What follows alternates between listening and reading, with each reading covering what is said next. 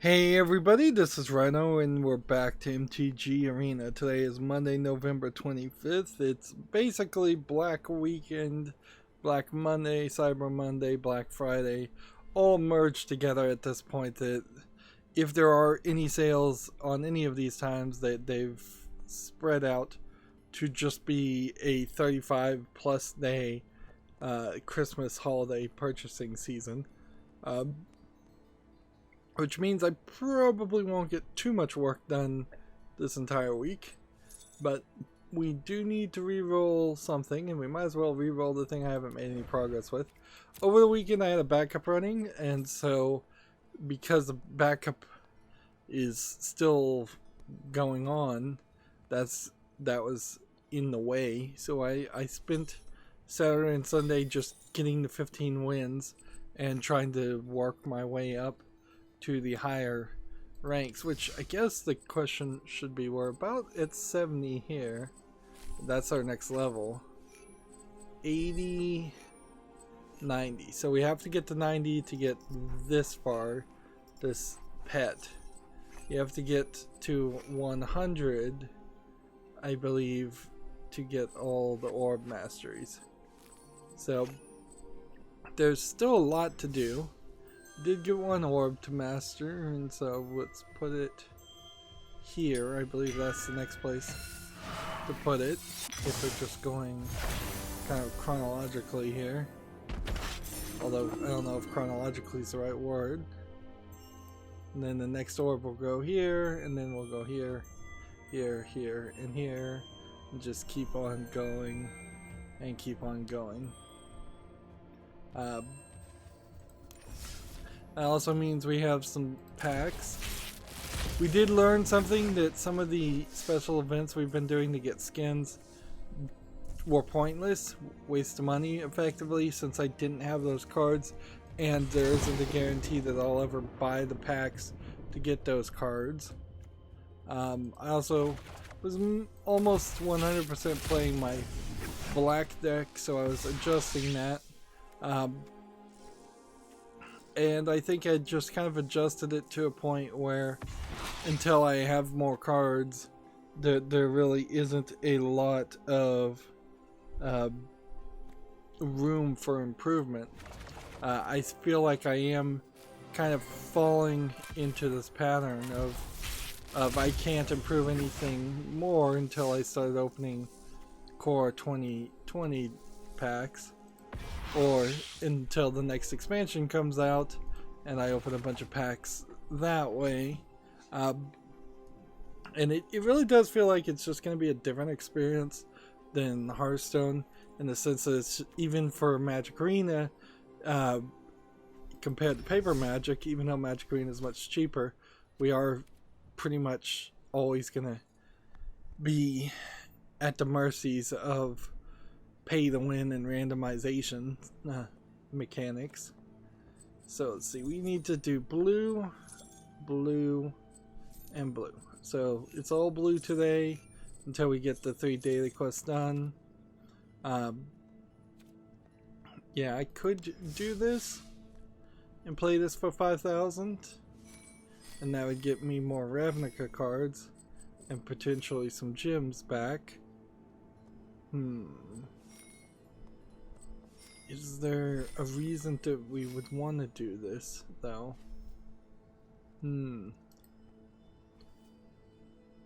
Is it better to buy a Ravnica Throne of Eldraine pack, or just save up your gold?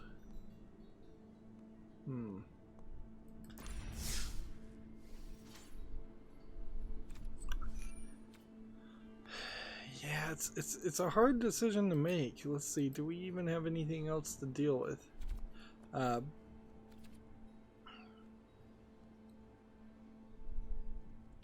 When does this end? Does it even say? Doesn't seem like it really ends anytime soon.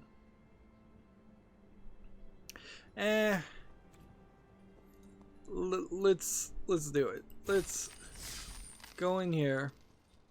So when playing ranked, we are going to be in this situation where the thing that's going to happen here is we're going to have 2 or 3 colors on it, and if I use my overlay to help me, the text is going to be incredibly small and it's going to take forever. I think my backup, even though I told it to pause, is not really pausing. Let's see. So this is the best one, clearly. And let's start with that. Whenever you sire or the bold, or whenever you sire Kara, the bold, or an instant or sorcery spell you control does damage to the overlay isn't becoming a problem here because it's hiding the text. Tap, deal 1 damage to any target. Alright. Can't be blocked by something. It's probably the best card we have. And it's a red-green, and it would point us in a direction, so let's take that.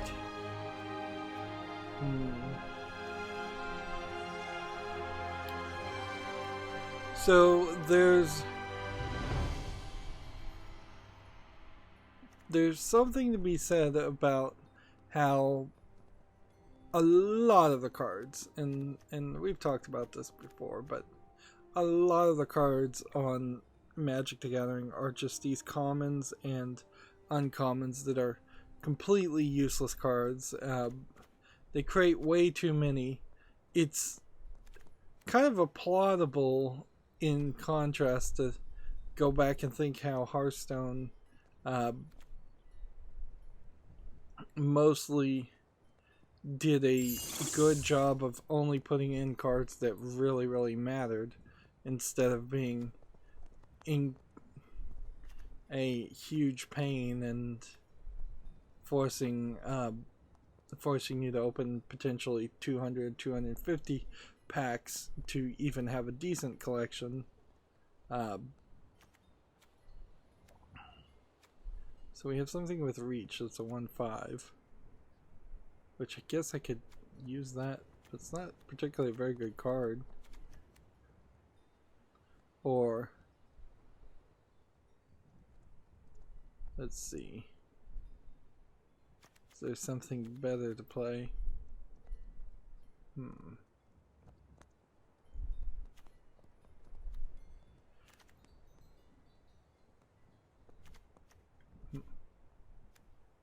This takes too long already.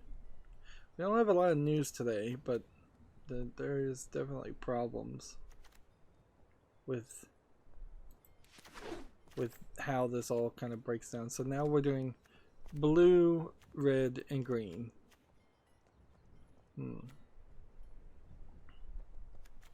And honestly, we probably should just run through this and try and take everything that we have. Like the strongest of the strongest cards available to us. Let's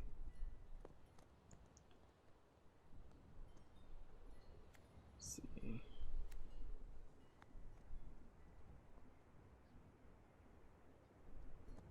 This creates a food token. This is theoretically better than this.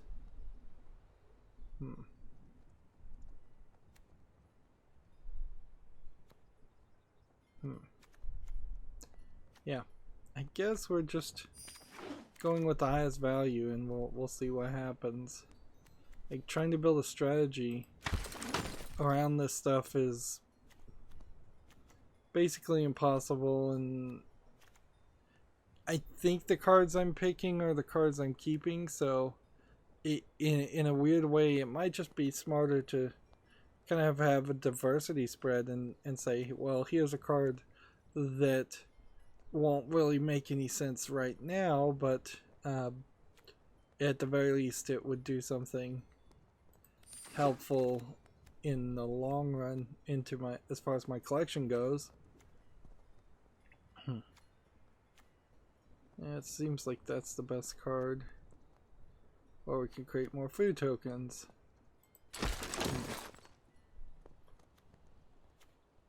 Let's see.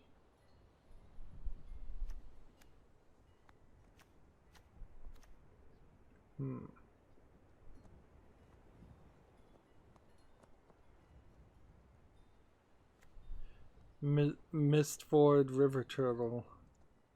Sounds a lot like Launch Turtle in Yu-Gi-Oh! I wonder if Launch Turtle must be a joke reference to this card.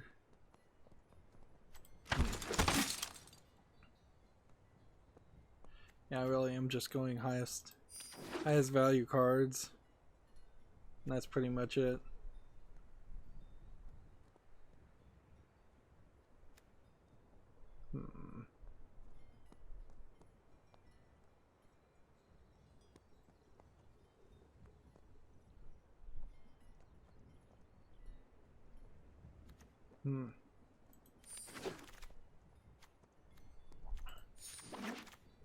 It's really not like you get a lot of options here. It is kind of just do the best you can. So this is probably the best card. So if these are the cards you keep, you should probably just take the whatever you've got that would be helpful.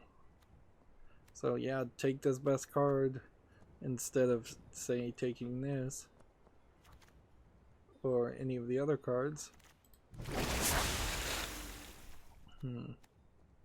And the untapped overlay app, I'm sure it's not really that useful.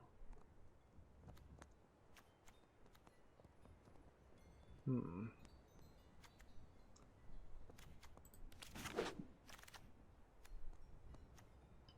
know what, come to think of it, there probably is, there's another number here being said. That's the number times 4 that you can have in a deck.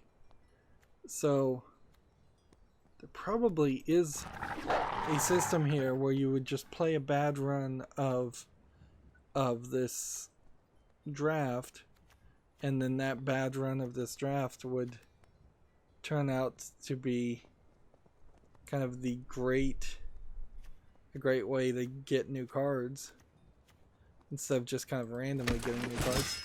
Like, ideally I want to get all these new cards. I want Arena to be a little bit kinder to me than it probably is.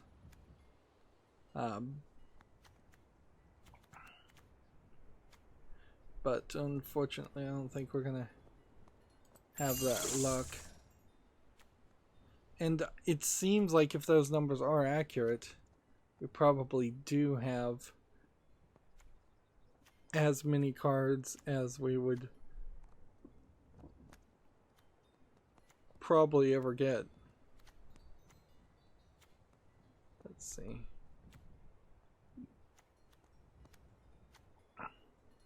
Like, a lot of these do seem to have 2 and 3s over their, out of 4.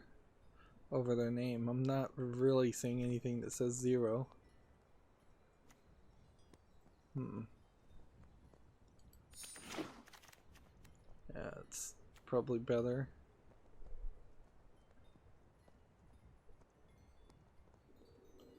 Yeah, I may actually be approaching a point where Throne of Eldraine cards, I've got as many as I'm gonna get, and doing this draft is actually a waste of time.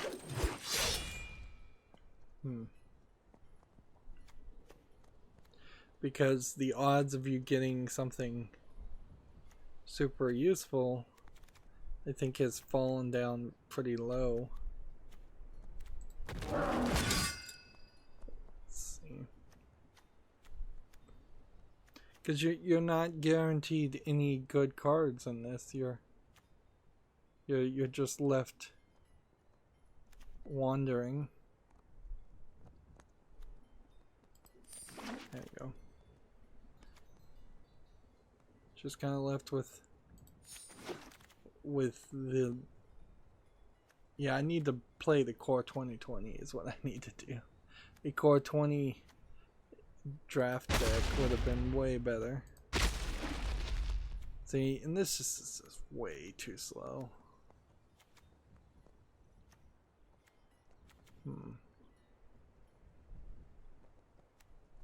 Yeah, I think we'll take this. I probably need to start thinking about doing deck rebuilds on dual colors. Like single color strategies, I think have gone close to as far as we can hope that they can go. And it is probably now time to just do dual color deck builds. And I think that's maybe as good as it's gonna get for me for a while. I swear I don't have 4 of these, but it says 4 of 4. I don't know how that could be true.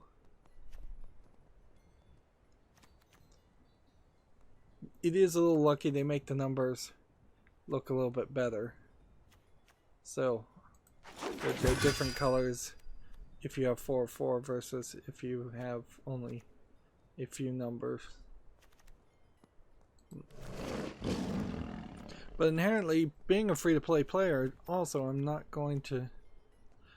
going to get a 100% collection. That's out of the realm of possibility. So anything I am doing right now is mostly just around silliness. Like maybe if you got 1 of every card and then you played 1 of every card, that would be a way to help you a little bit. I suppose I am in that position where, since I don't really understand what I'm doing still, it would potentially be helpful to it would be potentially helpful to continue down the path of unlocking cards and learning.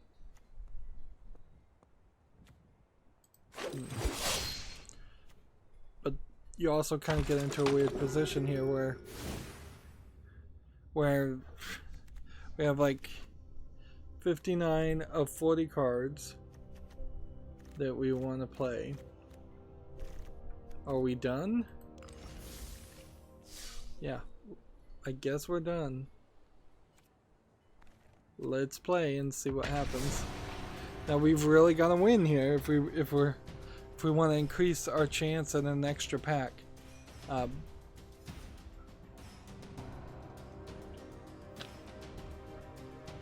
Yeah, there's this Magic the Gathering like game night bundle where they take a bunch of terrible cards and make 5 decks that allegedly have been built to be well balanced against each other. And so you have these 5 decks and some other gadgets, goodies, dice, things like that, to have 5 people who don't play Magic, don't pay for cards, don't do any of that garbage, could potentially have 1 game night and play 1 game. But then the review I saw of it said it's just incredibly slow and incredibly boring because there are such bad cards in it that it just goes on forever, where nobody can do anything and everybody's just trying to draw for some card to save them. And I've certainly felt that in the games I've played. I'm also trying to wrap my head around how many people are theoretically in this draft game. Is it 7?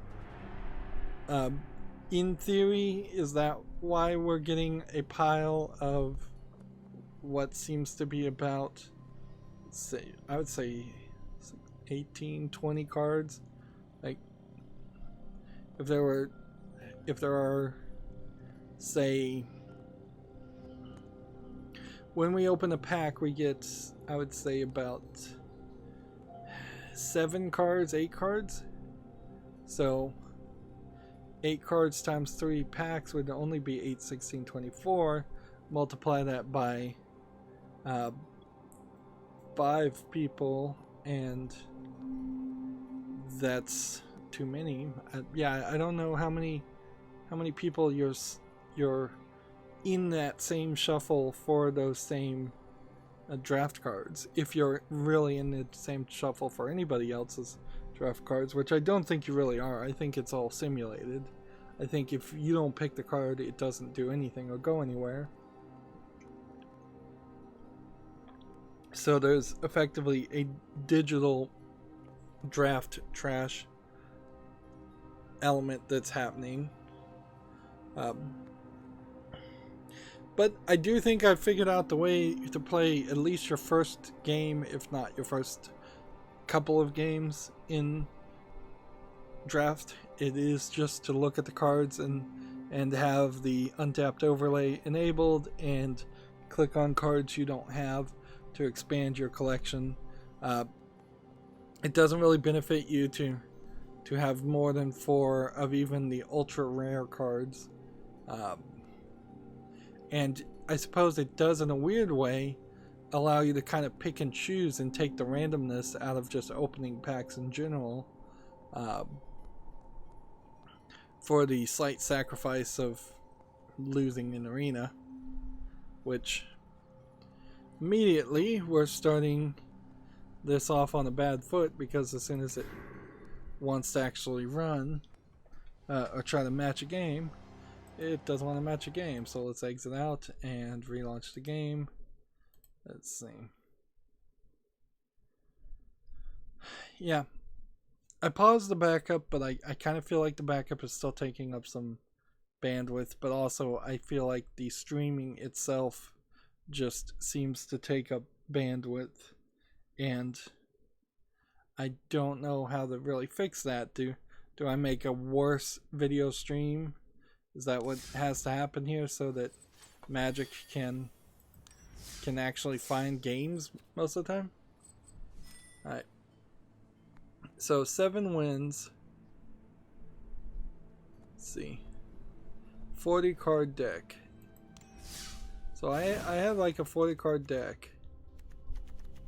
And I really don't have a 40 card deck. But maybe if we took out all the land, we'd have a 40 card deck. Let's see.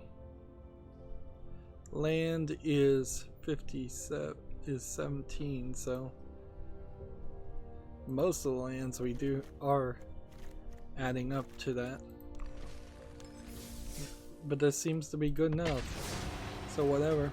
It seems to work. Yeah.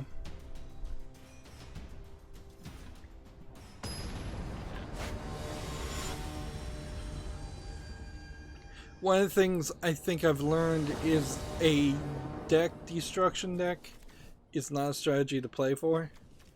Yeah, I probably should have mulliganed there, but I'm not going to. Yeah, you don't want a deck destruction deck. You want instead a hand destruction deck.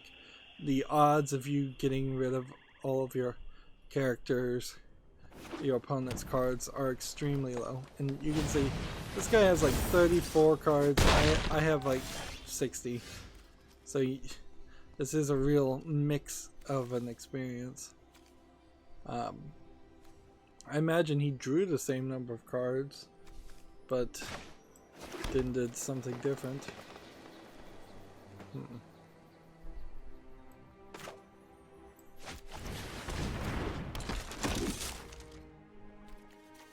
Let's see.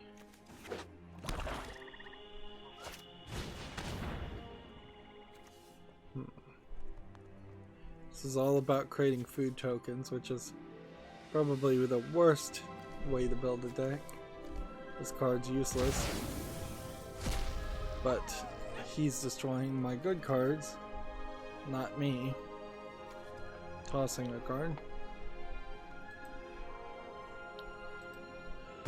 I stupidly took a sleeping pill, not the kind that actually makes you go to sleep. Mind you, just the kind that manages to make it so that you stay asleep and sleep a little bit better.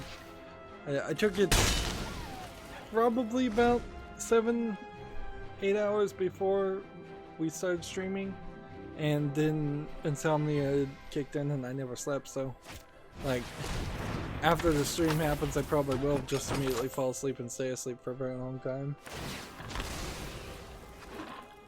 Which is fine because I still have my backup to go. My backup is incredibly large. It's like 3.5 terabytes. Almost certainly some of that is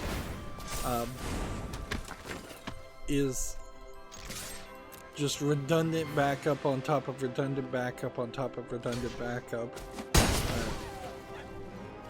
I would highly suspect that there's major problems of just duplicate files all over both my PC and my backup server. But it's frankly a little too hard to deal with the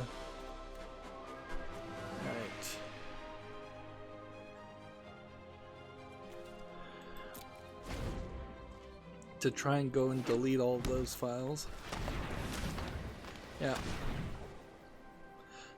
I'm gonna be mostly off and on all these Black Friday sales, but some of them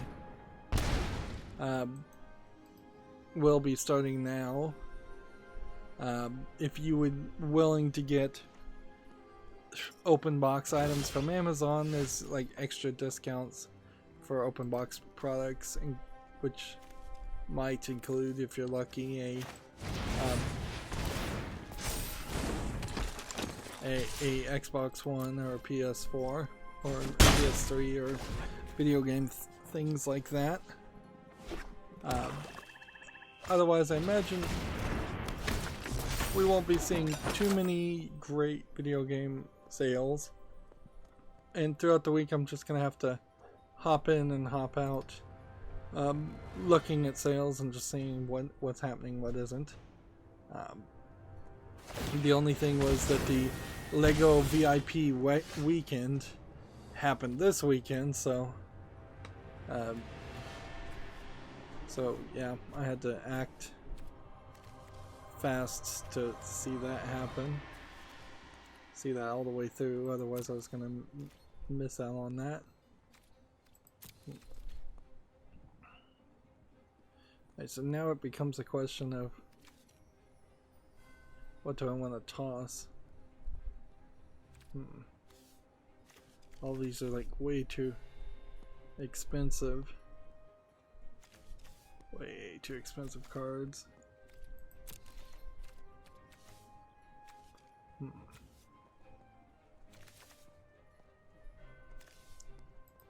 Let's go ahead and toss that, I guess.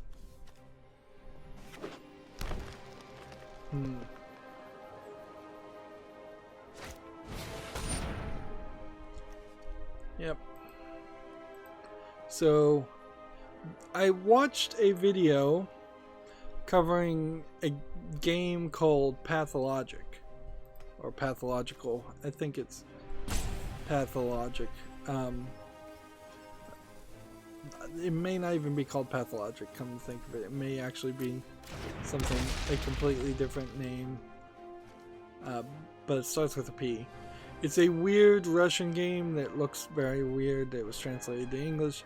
It's very highly rated, but in watching the video and seeing the person talk about the game and just how the game seems to actively enjoy making life difficult on the player and really doesn't have much of a gameplay mechanic that is enjoyable. It has like a terrible fighting mechanic and a terribly slow walking mechanic with no run.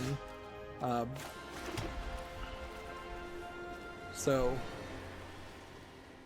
there's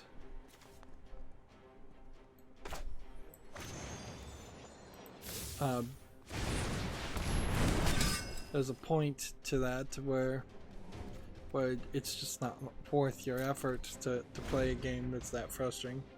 And they made a sequel, Pathologic 2, and I removed that from my wish list too. They had made it to the wish list. I bumped them down to the fall list, but I think I probably will just remove them. I'm certainly not in the mood to be covering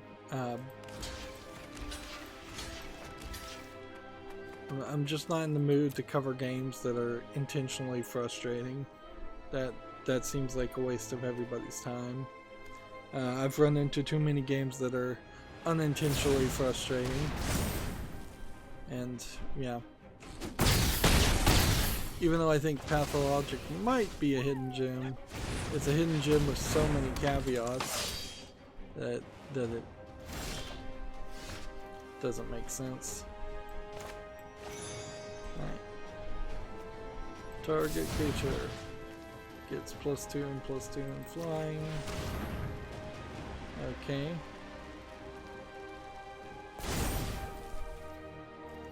And then can't play this, can't play this. Can do this. Can do this. Can do this. And we're pretty much set up for our first loss.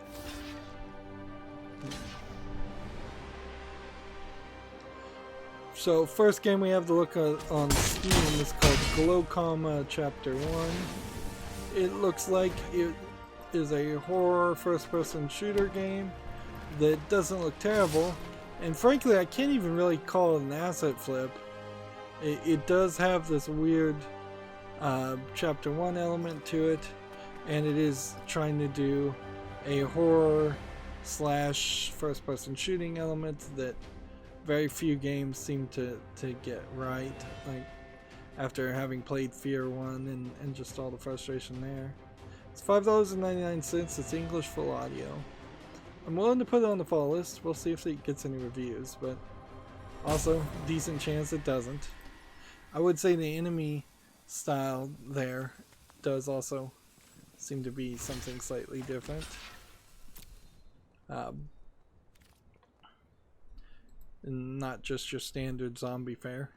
I did manage to record one 30-minute episode of playing Zombie Driver or Zombie Race HD, which is a PC port of a 2009 Android game where you just drive around the cars shooting zombies and running them over, which in concept always sounds interesting, in actual implementation often isn't.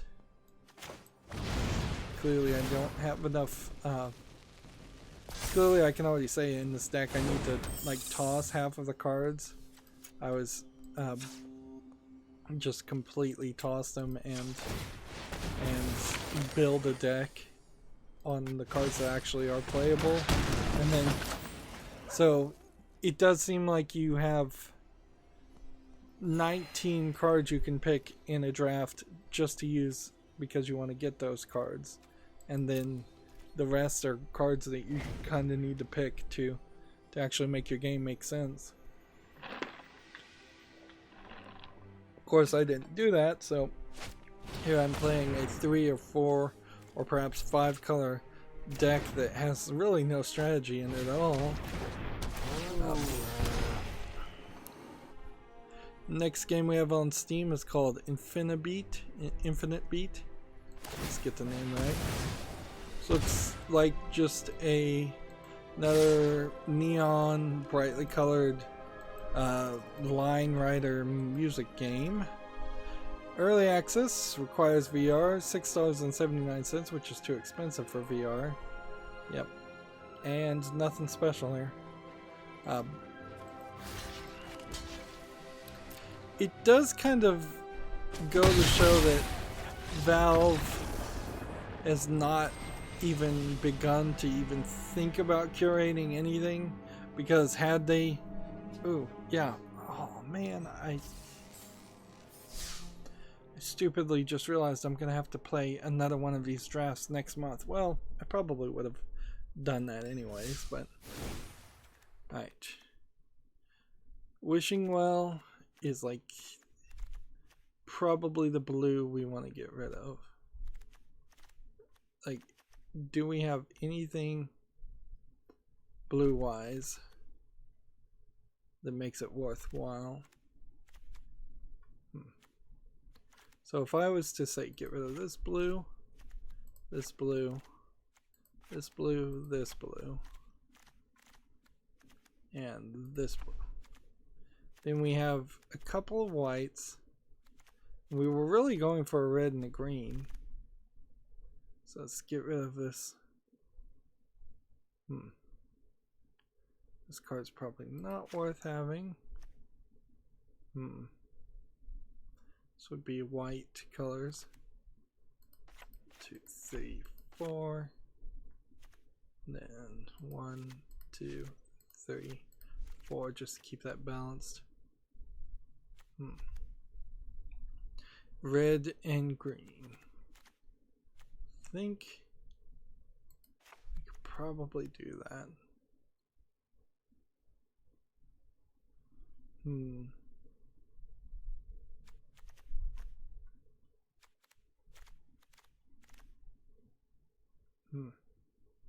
So if we get rid of this and this and then this, definitely that and that and that and that. That leaves us at 45 cards. And get rid of that one. And get rid of that one.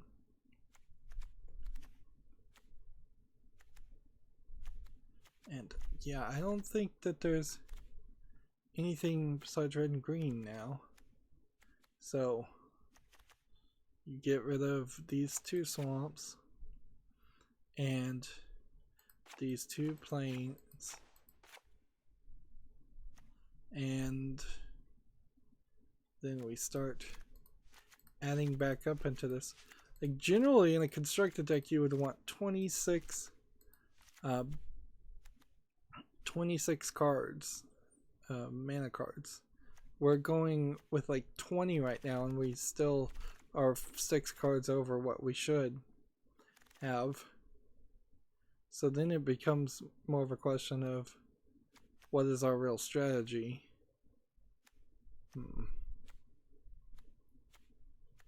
And is it really worth having all these cards?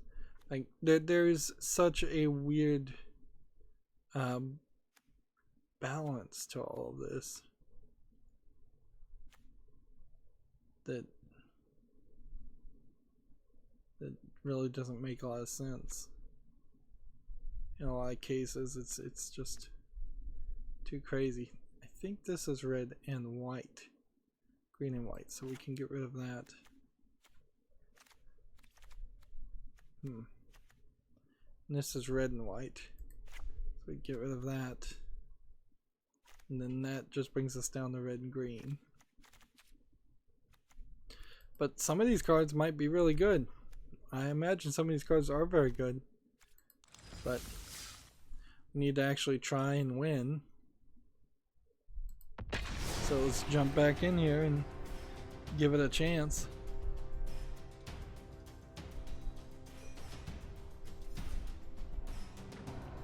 I forgot we had to do a ranked draft each month to get that ranked reward anyways, so it was a waste of 500 gold to do this, particularly since I am almost certainly going to jump on a case to get the core 20 cards, because it's gonna just be almost a year, almost a full year until core 21 cards come out, and I need those core cards. I think more than anything else. I need that. And Hearthstone was kind of good about, even 5 years in, even in the last days of me playing Hearthstone, they were still giving me regular card packs, even though I had all of the cards, just to make sure that people had a chance of having a close to a complete collection on the regular generic Hearthstone card packs, which never got banned. Well, not as a whole, at least. A handful of cards got stuck in the Hall of Fame, but still the vast majority of the general cards, the regular cards, worked perfectly fine. Alright, we'll give this a couple minutes, and we have another game over here called Grudge TV. I don't think there will be any video game news this week. Clearly this is a top-down twin-stick shooter that's too zoomed in, and it's just like a Smash TV clone.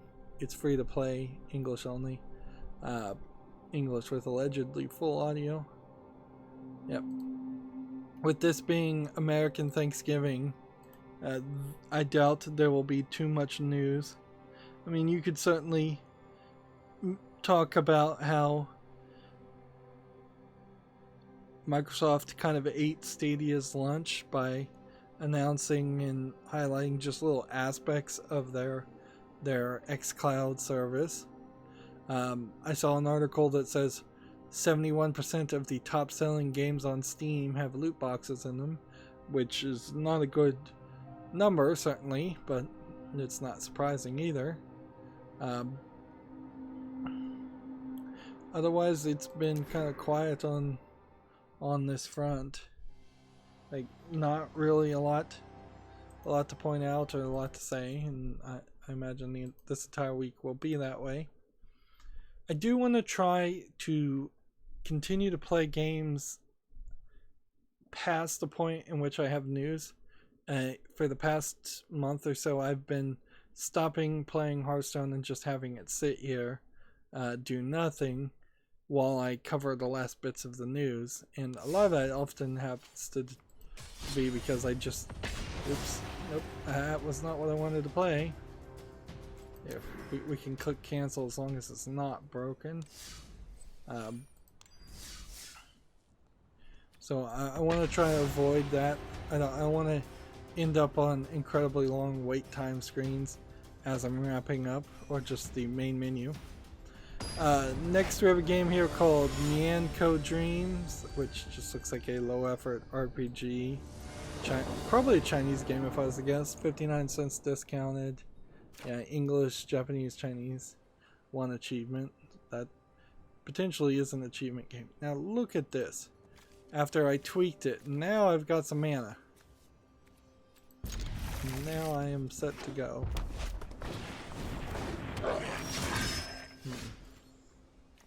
So, go ahead and throw this. Nyanko Dream, of course not enough quality that I'm going to put it on the follow list.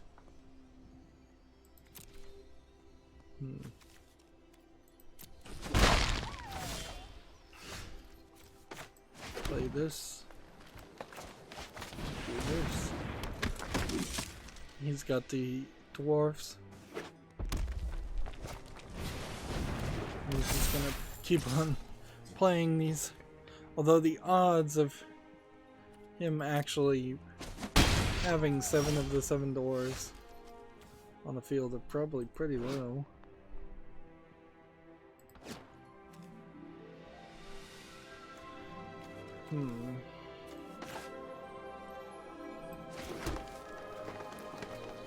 Okay.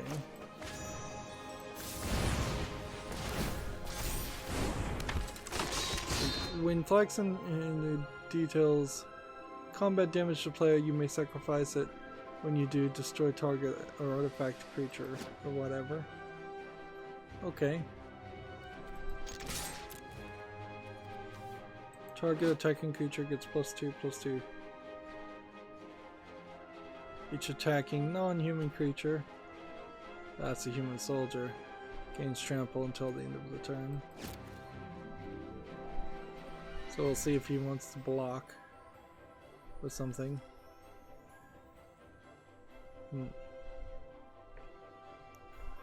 Next we have a game on Steam here called My Lucky Koi.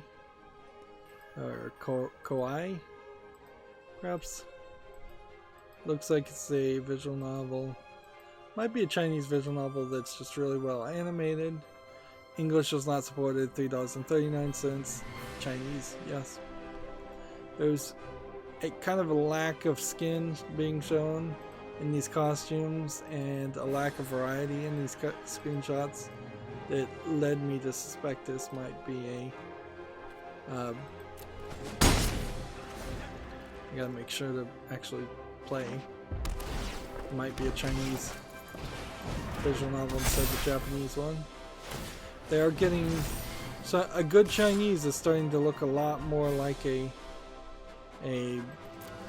good Japanese visual novel, and it may start to become close to impossible to tell the two apart.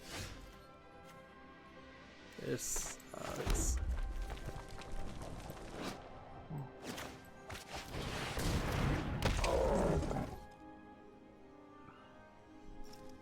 can't be blocked by walls or knights.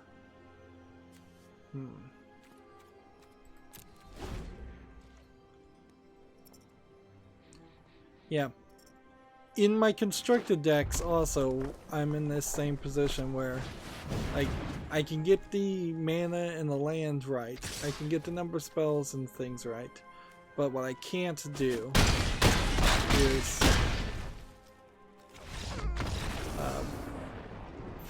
what I really can't do this turn is get the good cards. So I might be playing as good as I can, and I still am not really getting anywhere.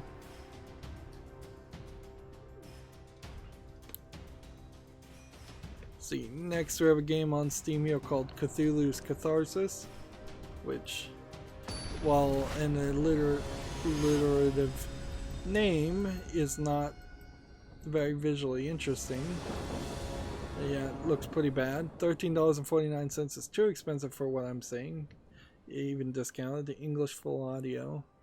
Yep, this looks like it's a Risk clone, just with low effort, a little effort put into it. Alright, so gotta play this. Then we can create a food token. And then it seems like this just stays here.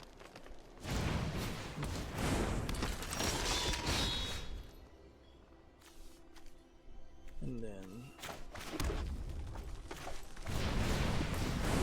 you can play it whenever.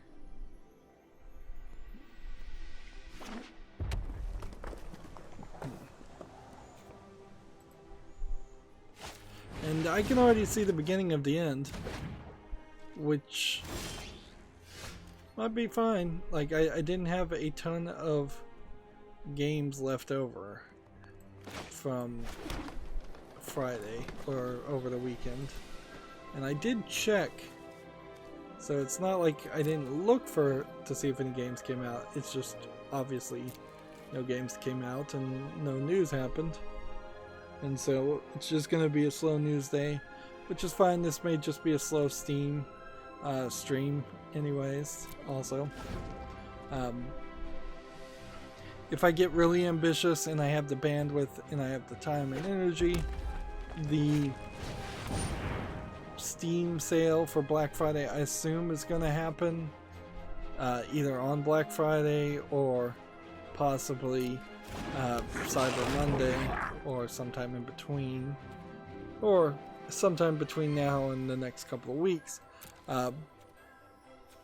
Regardless when that happens, if I have the time and energy, I might do a special stream in which I just look at that what's on sale and kind of compare it to my wish list and potentially do a little bit of shopping. Although I'm trying to kind of avoid shopping in general.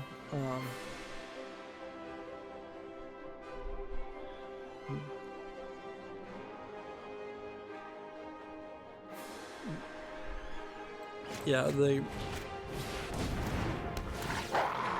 having to buy a new video card and spending $500 extra on that is probably has eaten away at what I should spend on video games this year.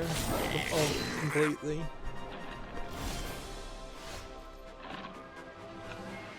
And it's kind of hard to justify buying more games with this new realization that Steam really only wants me to have three episodes at most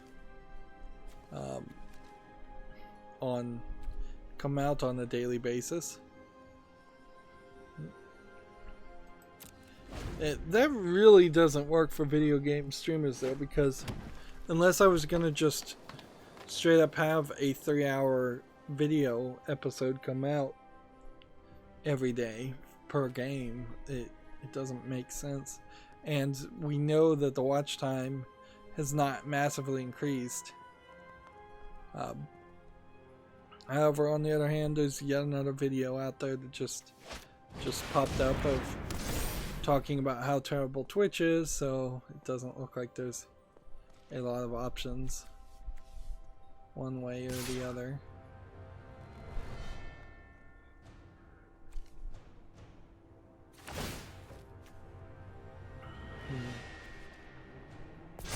See, next we have a game on Steam here called Naxia. It's already mixed reviewed. It looks kind of like a Diablo clone. 14 reviews, early access, $19.99, English with subtitles. Let's see if we can get some reviews. Let's see.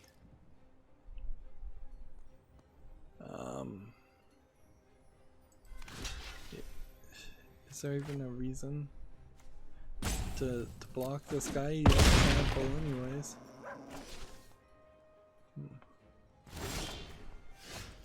Okay.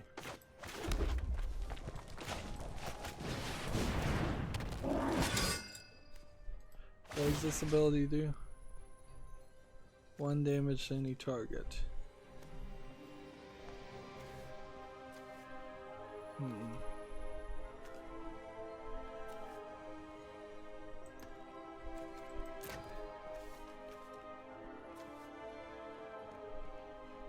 If I attack with this, it doesn't do that 1 damage.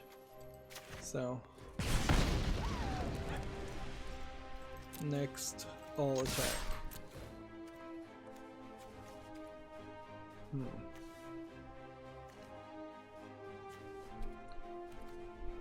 Then next.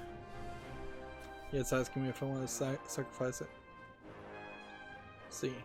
This negative review says the animations are great and the art direction is solid, but the game wants to succeed on any level. It needs more depth. Yeah, sure, combat feels floaty, controller inputs are wonky, and the game is currently light on content, but that's a given at this stage. So there are some people cheering it on even if they're reviewing it negatively right now. Let's look at this developer, see if they've developed or published anything else on Steam, and the answer to that was no. And do you not have a time limit here? Am I really playing against anybody at all? Or am I just playing against an AI? I feel like I might just be playing against an AI. If I am playing against an AI, I would appreciate if it decided to throw me a bone and lose, surrender.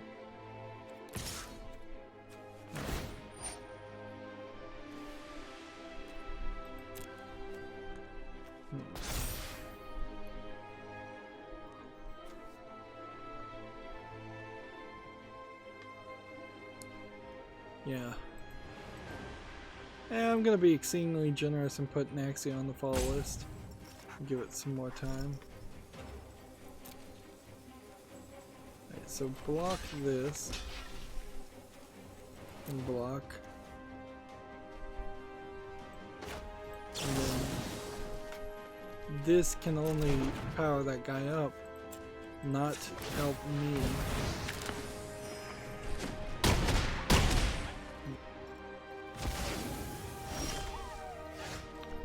This deck is just garbage.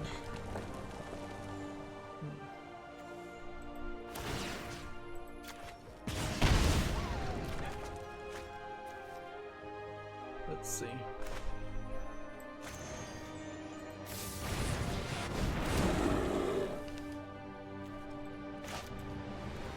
In some weird way that worked.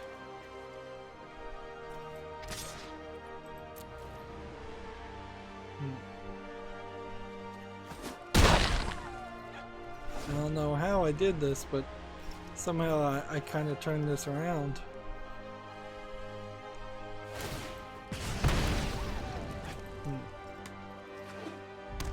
So this Goldilocks character card's not terrible if you play it late game. In a weird way, I think I am moving a little bit more to a control playstyle than an aggro playstyle. That might be more accurate of the way I play.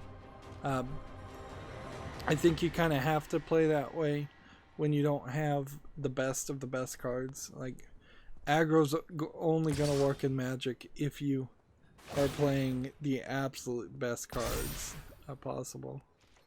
So, alright. Just hit that. Hit that. Hit that. And hit that. There you go.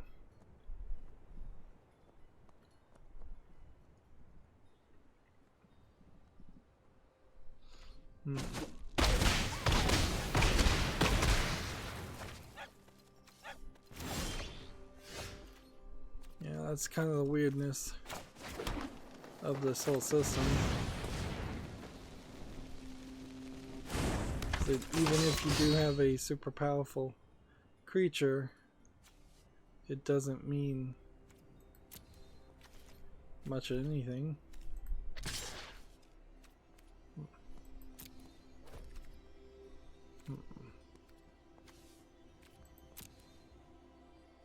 Let's just see if anything wants to block.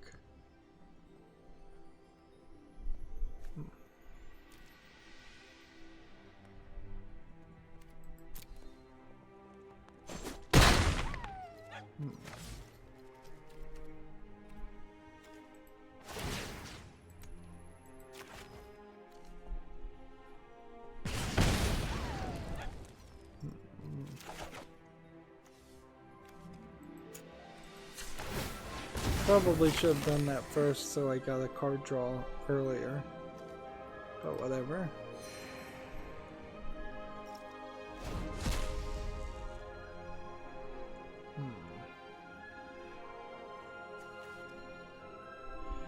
Some of the artwork I was looking at for older Magic the Gathering cards does seem pretty cartoony and childish by modern standards. Something like this Goldilocks character compared to even this, which was, maybe this was a reprint of an older card or an older character, but that looks pretty cartoony compared to that. And most of the art now does look pretty much like this. Now it's pretty hyper realistic. Although I still think that they have some major problems with color palettes that they need to address. It doesn't make a lot of sense. Pass with that, and then block with that.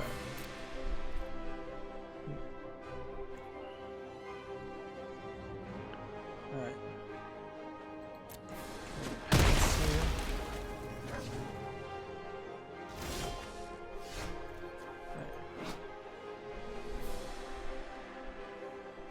Okay.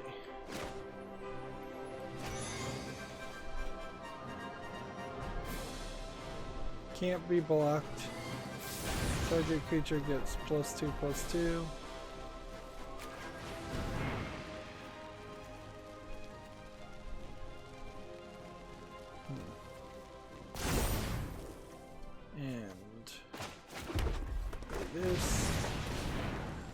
this. And next, I'm gonna attack with this and attack with that only. So is this AI going to let me win, or is he going to block? You would think he would block.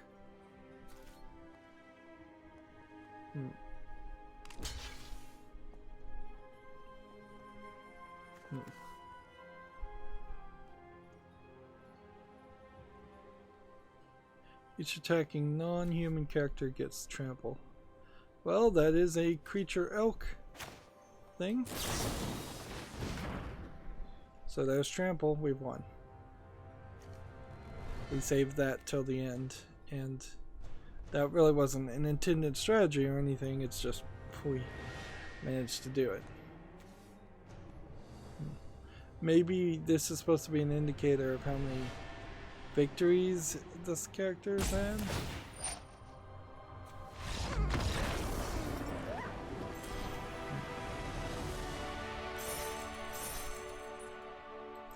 There we go, now we're at bronze tier 4. If we could get up to bronze tier 3, that'd be great. We'd certainly have made this mistake that I made a lot better. Is there anything we want to change here? Maybe get rid of some cards and play for a better strategy.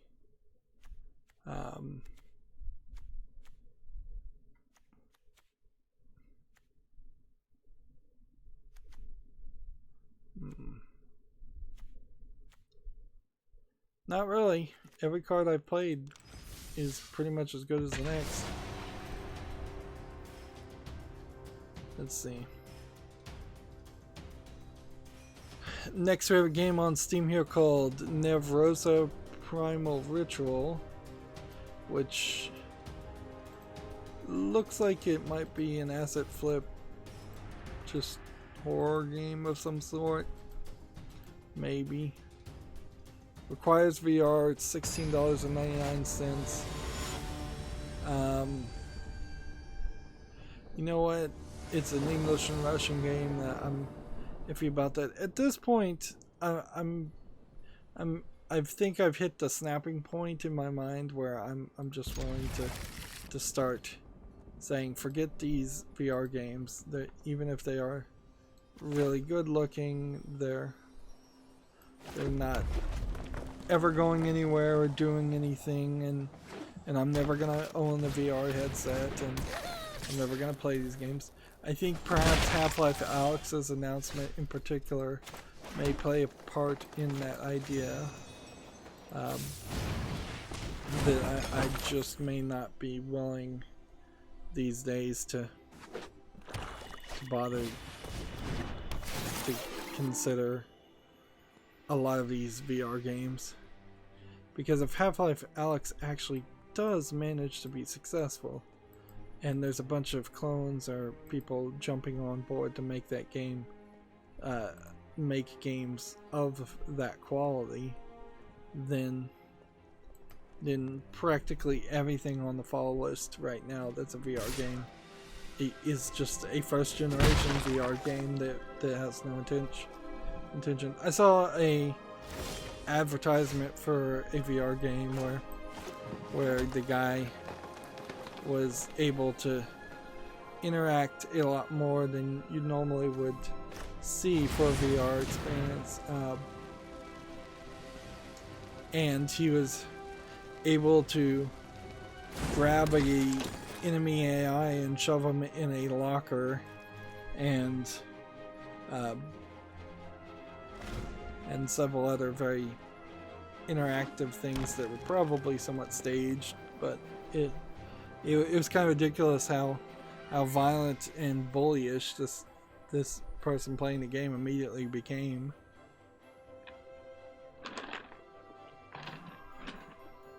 Yeah, it would not occur to me to grab somebody and shove them in a locker ever, particularly outside of school times when talk of such things maybe happened.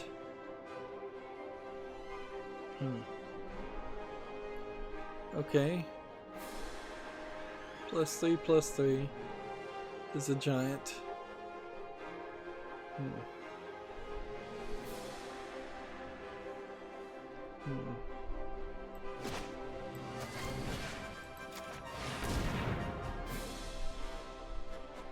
See, that's just +3 forever. So, that's nice. See, next we have a game on Steam here called Memory Match Saga. I didn't curate the games today, and it's pretty obvious. So it's just a match the card game that is some extremely low effort looking Android game that seems to have been ported to PC. $1.49, then a ton of bundles. See, that would bump it up another $7.40. Clearly that's not a quality game.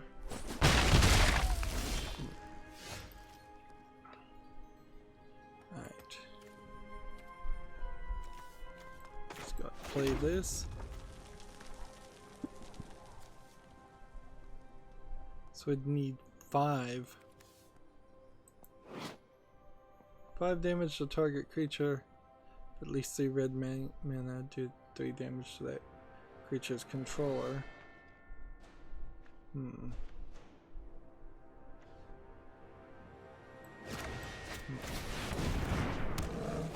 Whenever one or more non-human creature you control deals combat to a player, draw a card. Okay. And this is a giant on top of being a peasant human, so does that mean he's a non-human, or does that mean he still is a human? That's a hard question to figure out.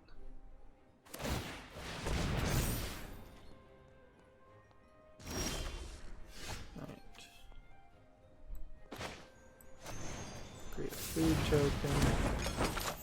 And then sacrifice 2 food tokens.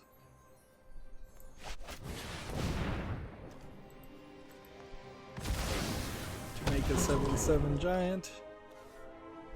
Nice. Then let's see.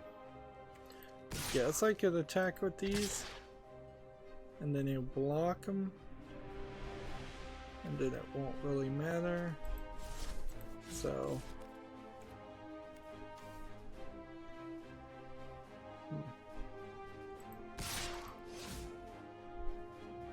yeah,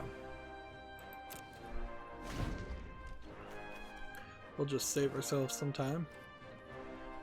Gamma Sutra has an article here. Obituary Studio, Stud IDEO Studios co-founder Jose Zambrano has apparently died.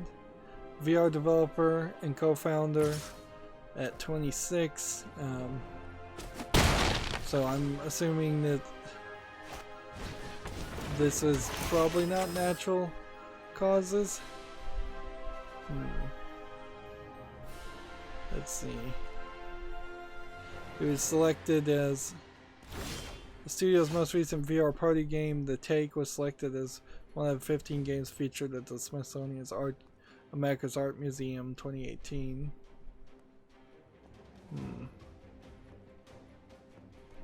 Let's see. Yeah, we did. I'd have to dig deeper to say something nasty about him, and there's really no reason to dig deeper to say something nasty about somebody in their obituary. If I was to guess, he's probably did commit suicide, because he's one of those heavily emotional people that can't deal with reality not being the way they suspect reality should be.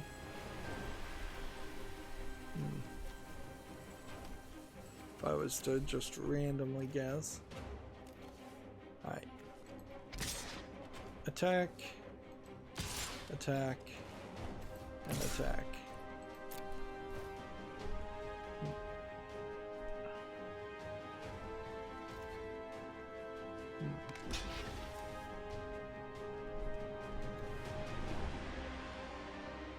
It's a shame I don't have trample.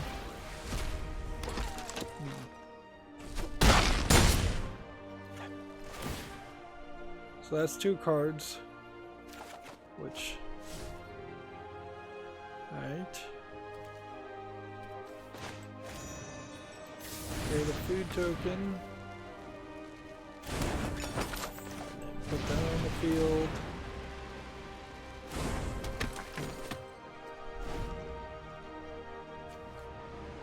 Yep.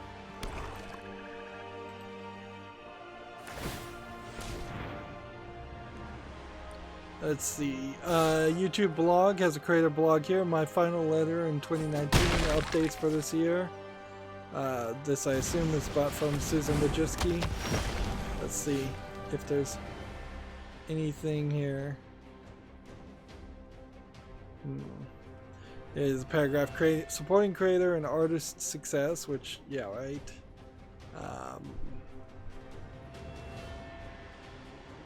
Here's a paragraph.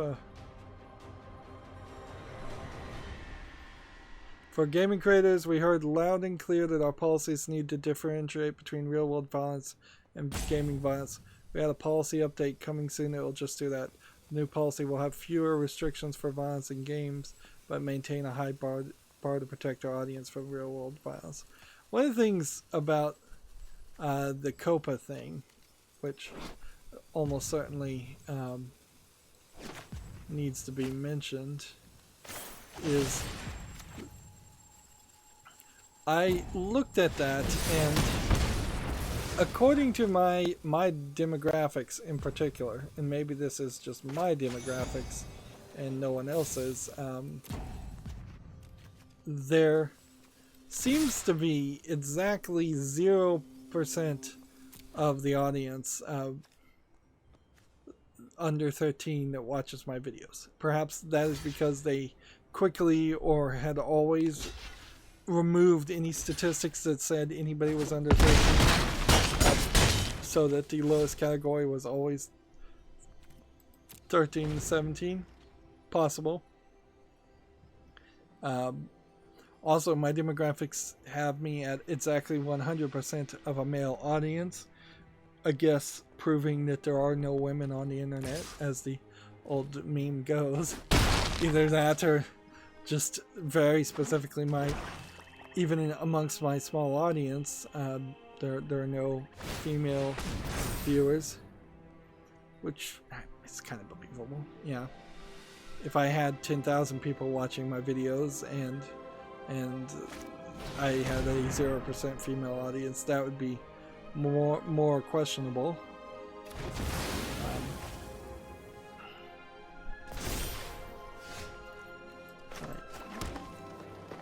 Do we have enough now to do this? Yes.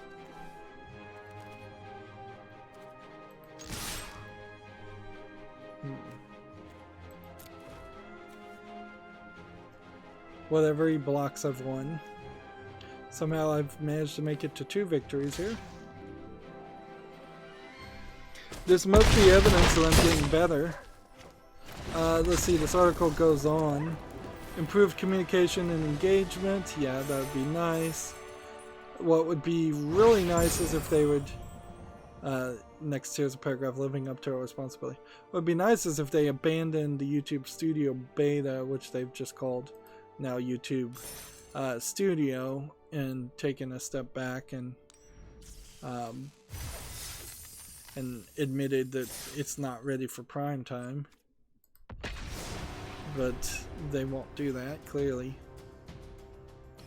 The final paragraph here is talking about that Article 17 EU Copyright Directive garbage, which I guess that's just going to keep on coming back and back and back.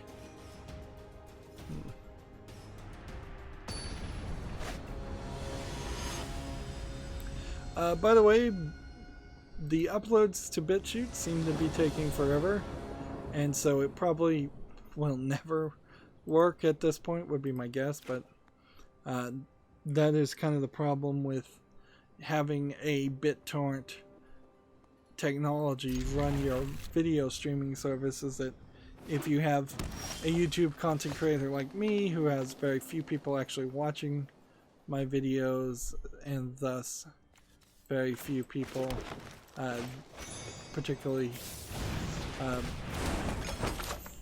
gonna give that shared bandwidth if they were watching it on BitChute, I'm constantly going to have these videos that are at best going to have one seed and at worst going to have no seeds.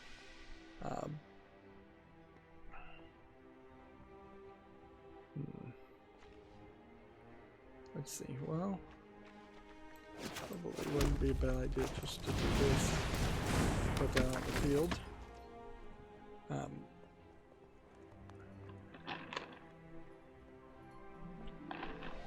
Since it seems like there is a helper website that is trying to get those videos on BitChute, leaving it to do its thing is perfectly fine by me. Even if it just never succeeds, it's not wasting any of my bandwidth or anything along those lines, so I'm happy to leave it as it is. But if there was anybody that was really excited or hyped to start watching my videos on BitChute, which I don't know why you would, that's probably not going to happen anytime soon. There's still a lot of hysteria on YouTube about Copa, which I don't know if this drives a lot of people out and away from YouTube and making content. It might help my channel a little bit, but it probably wouldn't. Like, there is something, I think, in particular about my channel, just because it's such an old channel, that it probably isn't amongst the channels that are considered for getting promotion or getting on trending or anything like that. I suspect it is at the bottom of the list, and they just have it in a category of failed channels that won't ever really succeed, regardless of whether I did something drastically different. I mean, I've made big changes in the past few months. I've changed the times that the videos have aired. I've changed the times I've streamed. I changed the game I was streaming from Hearthstone to Magic Arena. Big changes happened there, and I really didn't see any new viewers because of that. Really didn't seem like I got any new views because of that. Let's see.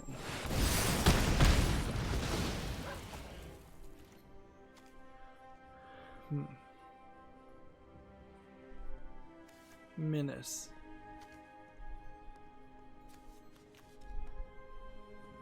This is a human knight, so I should wait until this is on the field before I do anything else.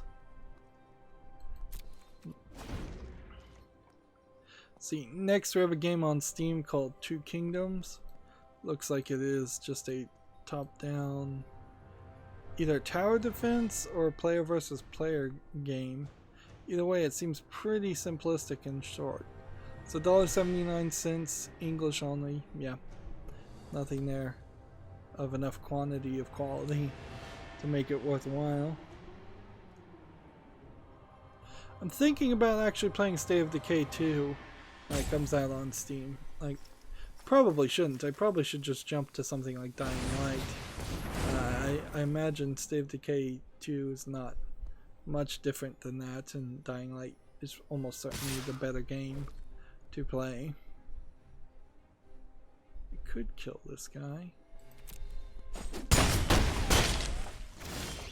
Right. Let's play this. then all attack.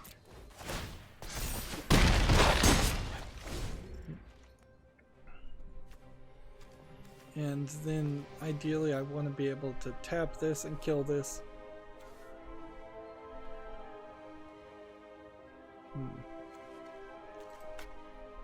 But apparently I can't do that right now.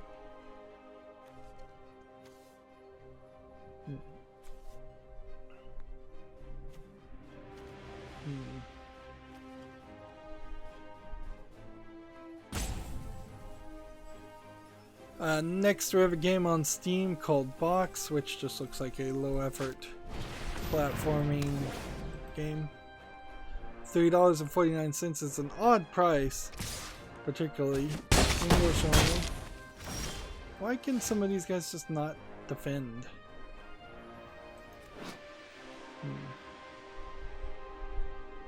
Can't activate his abilities. Darn it. Alright.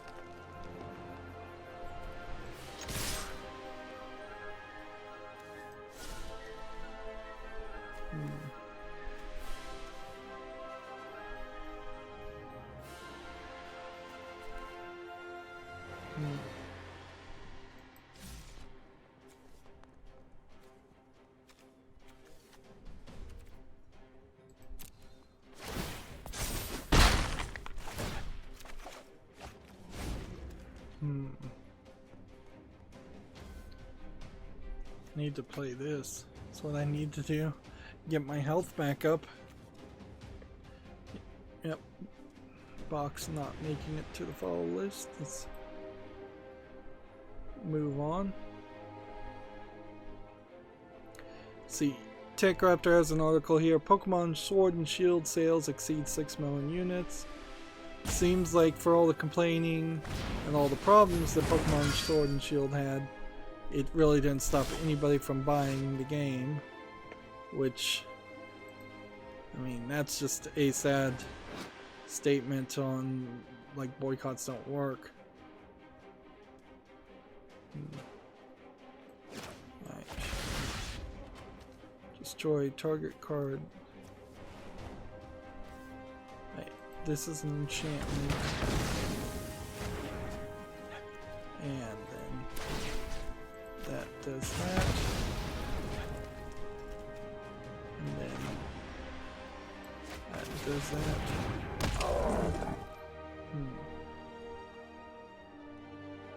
And hit it.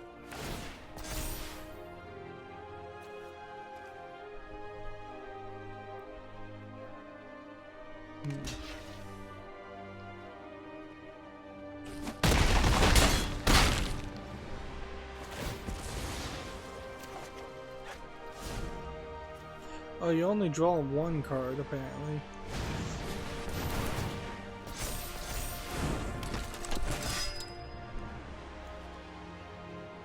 Can't be blocked.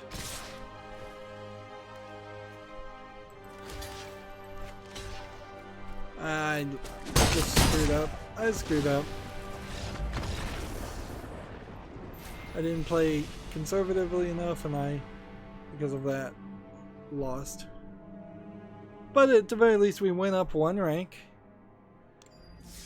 Alright. 3 losses. Let's claim our prizes now.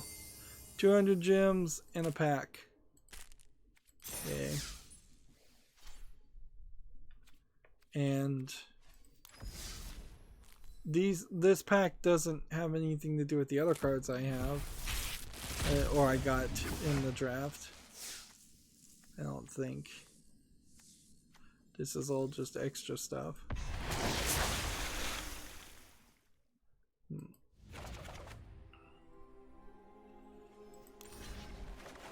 So, if we were to look here at just Throne of Eldraine cards, collected and not collected, let's just take a gander and see where we really are with this. There's clearly some we don't have, like this. 3 out of 6 out of 12. Let's see. So it really wasn't as bad of an idea to do another ranked draft. It was just kind of the wrong timing to do it. But also it seems kind of obvious that some of these cards are just going to be rarer than others, because it doesn't make a lot of sense that we have a lot of 4 copies of what I assume are commons, and then not even 1 copy of what I assume are not uncommons. And there's kind of nothing here that is explaining itself well enough to tell me whether this is a common or an uncommon. That seems to be something hidden only in the minds of people that know Magic the Gathering better than I do. I could assume something like this is a really good, like, ultra rare card, but how would I know on this screen? I guess I can come over here and figure it out that way. Alright. But that's kind of it.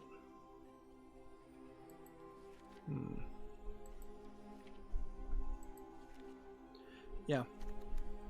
And that is definitely not a long list of cards that are missing. It seems like I'm missing about 50 cards of different amounts. If I was just trying to go for a complete collection, that'd be a lot easier. Right, we were going to play blue. I haven't done anything for Azure Skies in a while. And Azure Skies is not Azure Lane, which I'm still playing, but I'm almost certainly going to quickly burn out on, because it just does not seem like there's a way to automate the game and let it play itself, and you get a ton of stamina, and it feels like they really just want you to actually play the game for 4 or 5 hours every day, which Magic Arena already wants me to do that, and I'm not happy with that idea.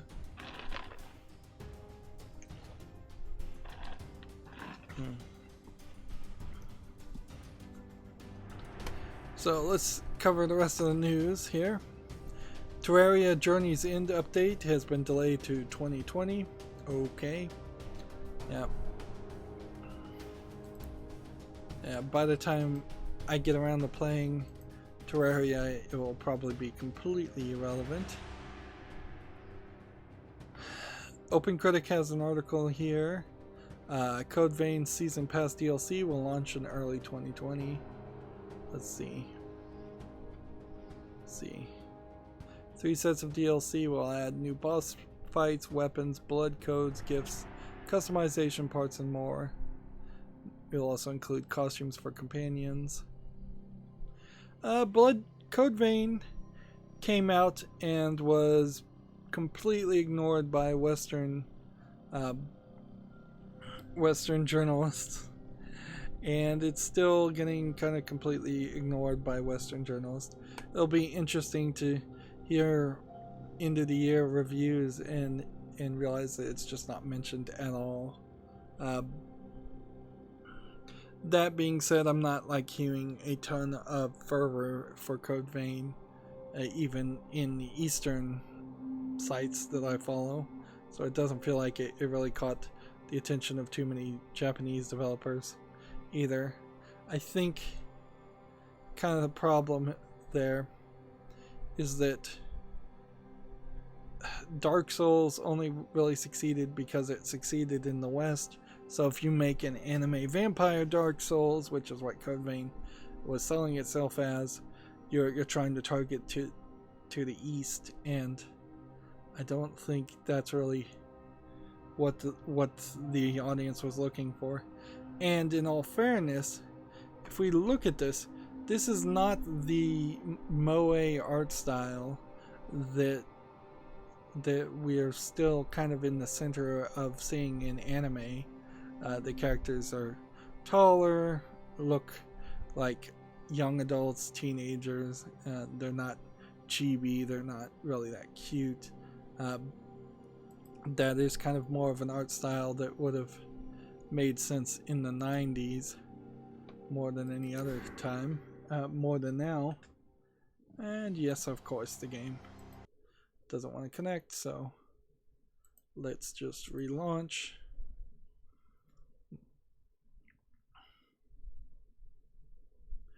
Yeah, I could probably immediately jump into the blue deck and just adjust the amount of mana and look at the cards I have and try to do a deck build again. But yeah, it takes so long to do any of this, and I don't know how you could incentivize or benefit somebody with looking at their cards or making decks, but perhaps there is some way you could maybe give a daily quest to go into your collection and look at your cards, make one change to your deck. That actually would be a cool way to play it. Is make one change to your deck and play a new deck in ranked. So every week or so, you got rewarded in gold an amount, but just even a small amount to just make one change to your deck and play. And that would really mess with the meta quite a bit on a game like this and just stop people from constantly playing these net decks over and over again. If you're making people make changes to get gold. Let's see. Well, we got a free victory there, and that's certainly nothing to mess with or complain about. TechRaptor has an article here. Become a Space Lannister in Star Dynasties. This looks like it is a top-down strategy game, much like Risk, just with a space background. Doesn't look particularly interesting as a game. Right. So, go ahead and play this first and hope that counts as a blue, but I don't think it actually does. I don't think lands are considered spells, even though creatures are. It's confusing, I know, but that does kind of seem like the case.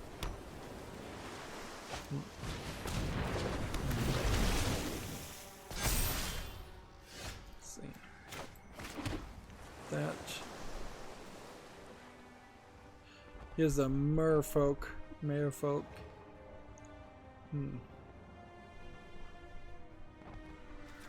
So.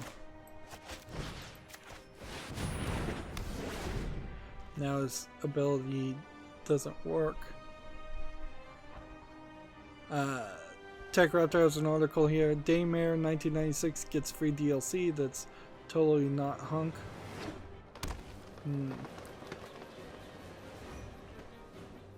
Which I guess they're referencing the character Hunk from, yeah, the Hunk character from Resident Evil series.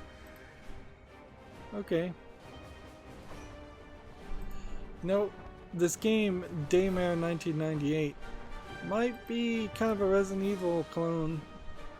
I've been kind of bad about trying out or looking for Resident Evil clones, and instead just kind of focusing on trying to play actual Resident Evil games on my PC.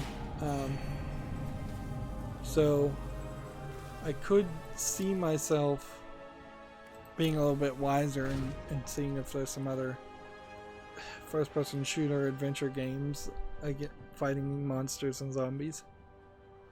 Now that we've covered quite a few of those on my series, in a weird way, I'm still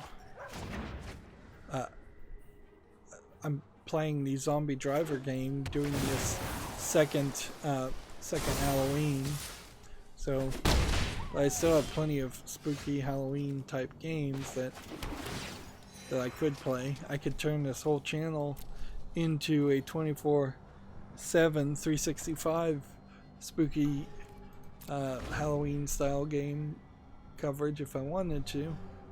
But yeah, there should be a break, and if anything, the second Halloween is going to go longer than it should. And then we need to play some happy-go-lucky things.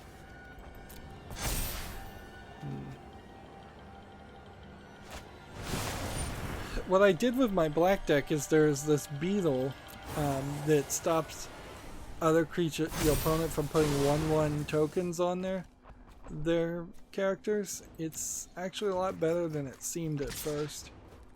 It's a nice countering of a strategy that my black deck is constantly using anyways.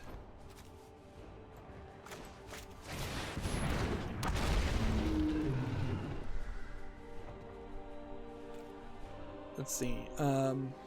Tech Raptor has an article here. Destroy and rebuild restaurants in Restaurant Flipper. I don't know why there would be too much different between flipping a house and a restaurant. Just slightly different installation and remodeling. It's this is from the same publisher as that published House Flipper and Cooking Simulator and The Beast Inside. Yeah, I don't really feel like there'd be too much difference between the two. Seems like you maybe fumigate the area and clean the place up.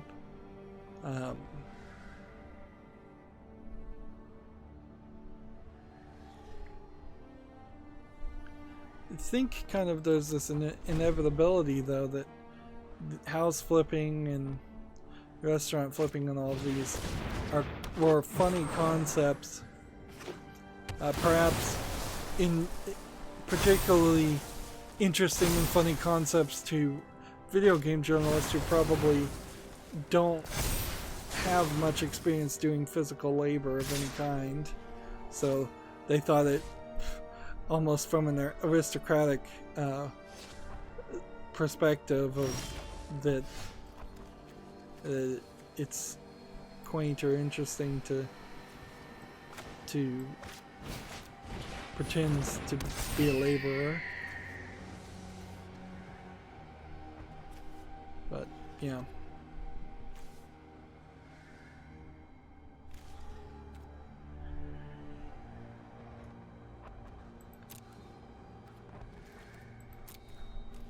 I don't think I can win here, but I can play blue cards, which is what I need to do. Yeah, I just watched the trailer of Restaurant Flipper, and it doesn't seem particularly different than House Flipper. The only thing I could say is that at one point you are actually pouring a beer from a tap, so that's different. But it would almost be nice if that software just integrated into an actual building design architectural software, and you got some kind of CAD files coming out of that, and you could use it to potentially build and design something that would actually be useful in the real world. But yeah, I'm pretty sure it doesn't do that.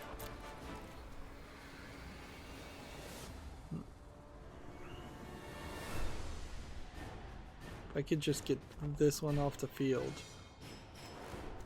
that would be so nice.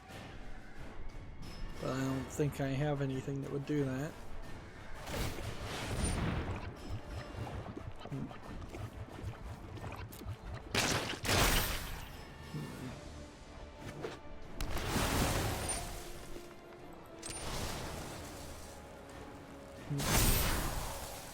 So it's just proliferating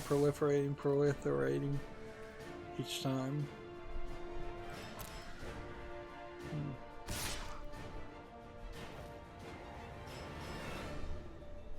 Okay.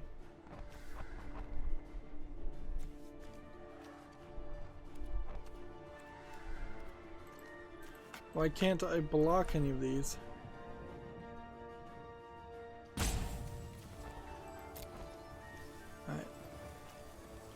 Well, here, and here, and here.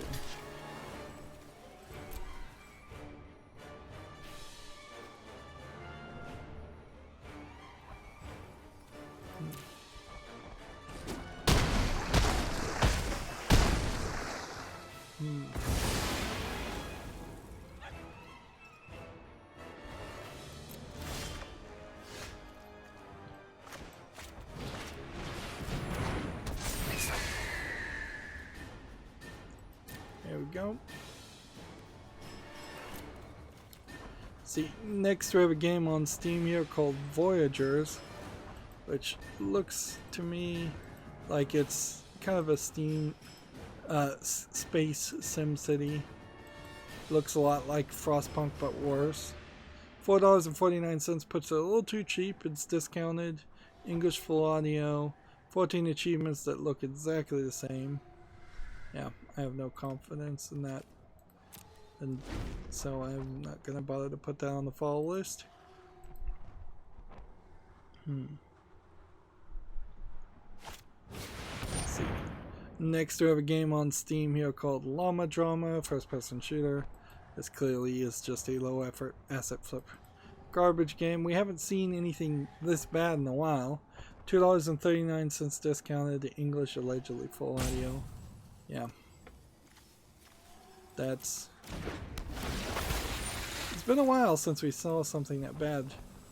Almost to the point where you might start to suspect there actually is some curation going on Steam these days. If there is some curation, it's an extremely light touch.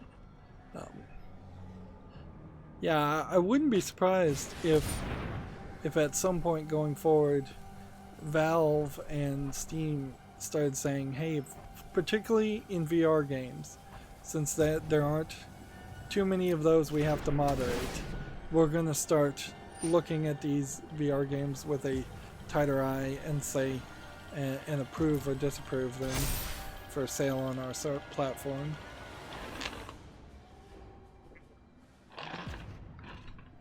But in a funny catch-22 way, you can't really ever do that because it would be... It's too late by the time you would start enforcing something like that, and you need a large amount of games on your platform for it to succeed. So yeah, I don't know what you really do there. Like,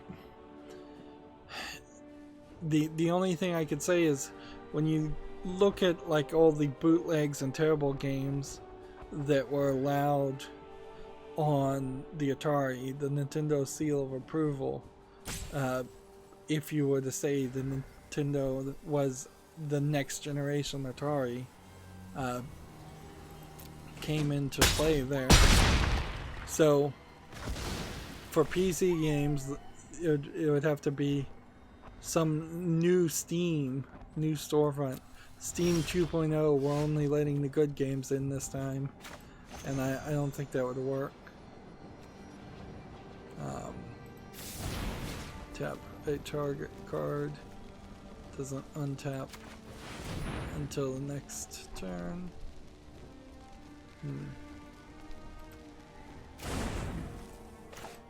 Play that.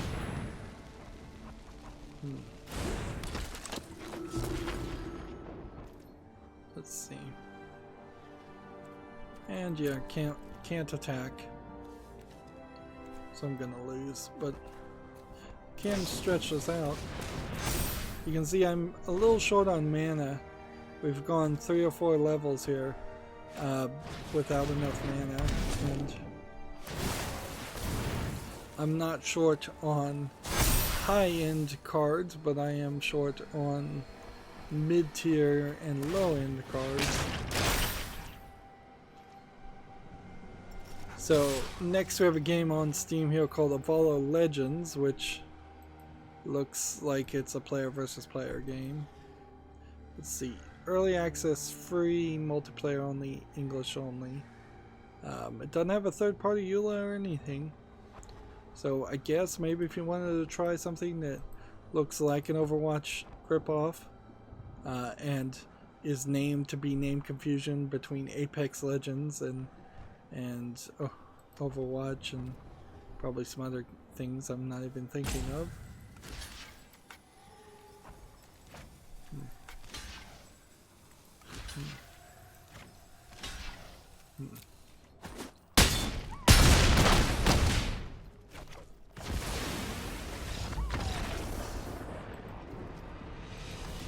I can feel myself getting loopy and fuzzy-headed.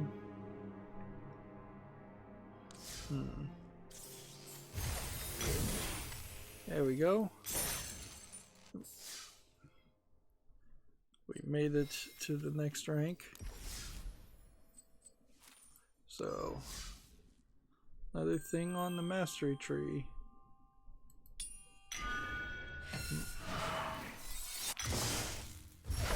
Which I've now come to realize these cosmetics are pretty worthless. They're going to be extremely worthless once they can only be played in historic, and I'm in no position to ever play in historic. Like, I would have to go back and buy some of the old packs, and get very, very deep into playing Magic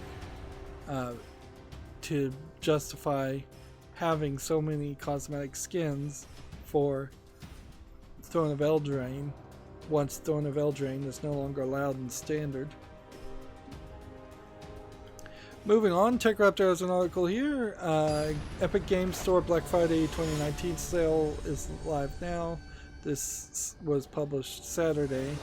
So, yeah, the Epic Games Store doesn't have a ton of games, but it's putting some of them on sale. And clearly, they need to get out in front of Valve's sales. And Valve kind of did a interesting thing there where they had a sale just for the Let's Play Together content alone, and then they're going to have the real sale happen either on Thanksgiving or Black Friday or Cyber Monday. One assumes that the remote play together event was not the only event that's going to happen.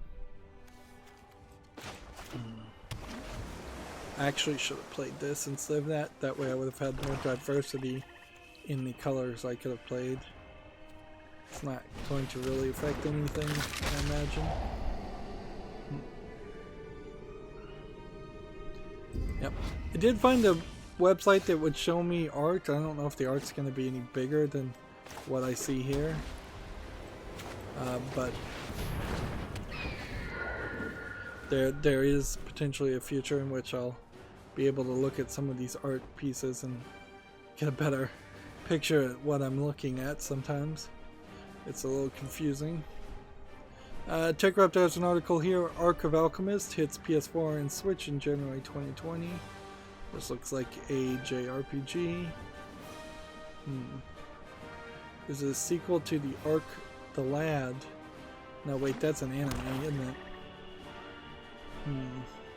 I think a really old anime too. I guess Arc of Alchemist is just a JRPG. It's from Idea Factory, so I believe that's the Neptunia publisher. Perhaps what they're trying to do there is remove some of the cheesecake for the teenage rated Neptunia games, and instead have a more family friendly fare in a JRPG game.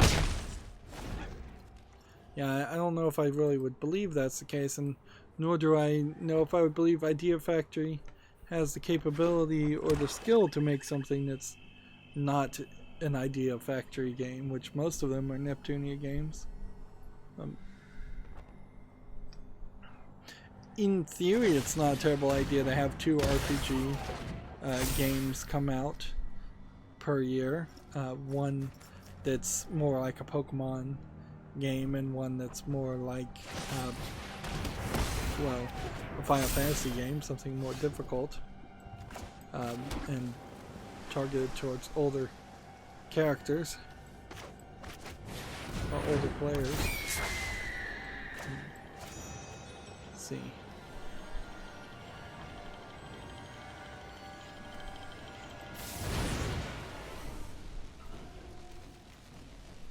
Can I not play this?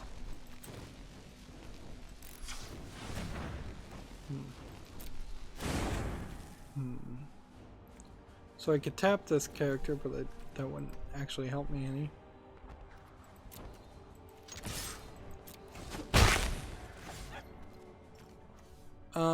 Why is this guy... I guess he did do damage, it's just...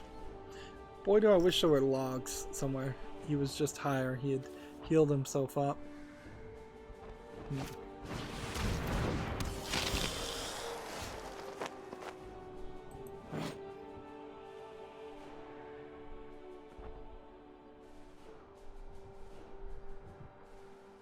How many cards are in his graveyard?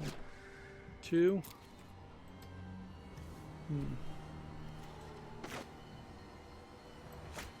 Alright. I'm gonna do this and then tap this creature and then play this and then attack. See. Gamatsu has an article here. Monster Hunter World Iceborne Expansion 2nd major title update adds Stygian Xenogray. Launches December 5th. Plus new weapons and armor sets, new regions and more. So, yeah. More creatures. Monster Hunter World. Monster Hunter World came out in 2019 and in a funny way probably should be like Game of the Year in just full stop. And I wouldn't be surprised if all Western people forget it even came out, let alone mentioned it. And that's sad considering how Monster Hunter World in particular was super successful in the West and was designed specifically to be more accessible to players in the West. I wouldn't be surprised if the next Monster Hunter game does kind of go back to its old style and becomes more of a targeting the Japanese, the Eastern market, and is not really accessible to new players or Western players in general who want something a little bit easier. Moving on, we have a game on Steam here called Hoarding Simulator, which seems to me might actually be closer to described as Theft Simulator, as you're running around stealing things. It's just a low effort asset flip game from the looks of it. It's $1.79, English only. Yeah, there's nothing there of interest. That. And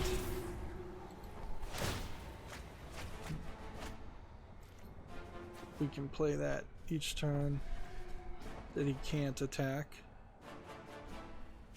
until he has 7 cards in his hand, in his discard pile, which could be a while. In fact, I probably will win before then. Although, who knows, all he has to do is cast a spell here, and I'd put 3 more cards in the discard pile. And so this card didn't say please, and the Vantress Gargoyle synergize pretty well. And that is a deck destruction concept, but like winning via deck destruction is not that useful. I would pretty much never attempt it. Let's see. Gamatsu has an article here. Dusk Diver to add a PC exclusive Guardian boss. I don't remember what Dusk Diver is though, so I have to watch this video. Dusk Diver was kind of a weird mecha game. Like, I remember this character. It didn't look amazingly well animated, and that's pretty much all they're saying is, yep, they're adding a mech.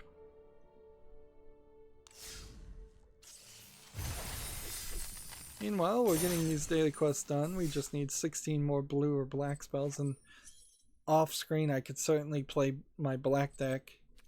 In fact, there's really no reason not to switch to my new black deck and just show it off for at least one game. We could be trying to play ranked, but honestly the only time I'd want to play ranked is after I've gotten the 15 victories, because I don't want to waste any extra time trying to get victories when I don't need to. Let's see.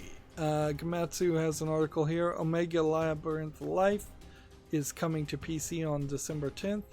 The roguelike X relationship game gets a Steam release date. This is a lewd anime girl dungeon crawler game. I don't think any of the Omega series has been particularly good. And it has somehow managed to run into several controversies, which is not good for the video game industry in general. See, this next game is tagged sexual content nudity also, so let me just make sure there's none of these screenshots are not YouTube family friendly. Here we have a game called Starlight, which it seems like you're clicking on these stars, and this isn't a visual novel because yeah, there's like nothing here, so it's just probably extremely low effort. It's probably just these stationary images, and then you click on stars. Maybe they lose an article of clothing each level. 59 cents discounted, English and a bunch of languages. I imagine this is a Russian troll game by the language support. That was the guess. Next we have a game on Steam here called id Ego, which looks like a first-person shooting game that's probably an asset flip first-person shooting game. But frankly, they've kind of run into that point where I can no longer even tell. So yeah, it took till this screenshot for me to realize that this isn't going to be a good game, and I can tell because the skybox looks terrible, and this is just reused assets, and they're proud of this screenshot that has nothing in it. Same is kind of the case here, just reused assets, empty room, no real foliage, no shadowing or shading. Yeah, $19.99 discounted, English full audio, third-party EULA. That is not a no-go for me. Alright, let's hop out of this game and launch it again. I'm glad I'm only sticking with Magic Arena until the Marvel game comes out from Second Dinner, because if I had spent 3 or 4 years with it just constantly having trouble finding matches and making me exit out, which is the ridiculous part, I would not be happy. I was much happier with the way Hearthstone did it, where it would just sit there and keep on spinning and keep on trying, but it would actually try and eventually succeed. See, Gamasutra has an article. Microsoft is considering xCloud exclusive games from the first and third party studios that it deals with.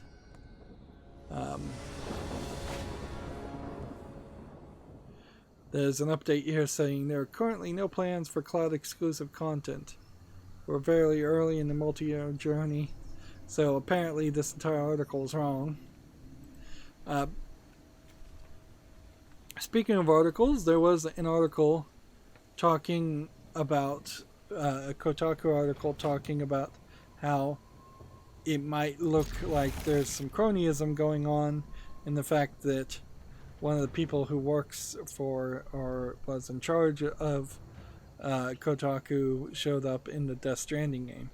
Death Stranding in particular, just full of attempts that succeeded to instill cronyism, and very questionable as to why those attempts succeeded. Why everybody didn't turn them down. Why people would work in the video game review industry and then go and give their likeness, appearance, voice to a video game, and look like they've been compromised, because they have. It's ridiculous. And the fact that Kotaku is criticizing this apparent lack of ethics and journalism of one of their current or former employees really kind of then confirms all the people who have been claiming that there needs to be more ethics in games journalism for the past 10 years. So, I mean, how do you really get around that? Or not take it to mean that?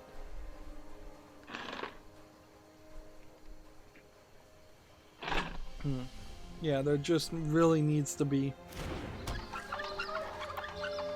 a rethinking about how these people interact with game developers and how they treat them. And if these people actually did get a journalism degree, they need to pretend like they actually paid attention in class and follow the rules that have already been established pretty well.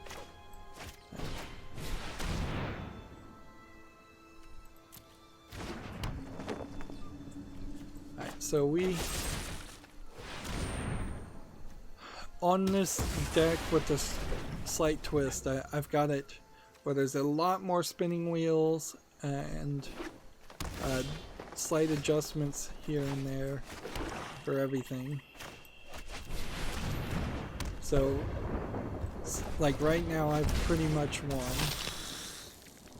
won before he even realizes it. Pretty much won. If I play this next turn, that gives me 3 things that I can play. Or I can put this on the field and then use this ability. Let's see. All creatures gain trample and haste until the end of the turn. Sure. We'll do that. And then we'll put that on the field. Does that have haste? Nope. I didn't do that right.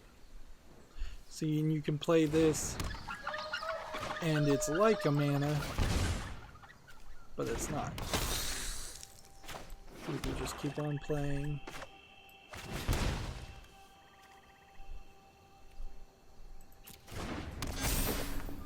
So I now have 5 here, and several here.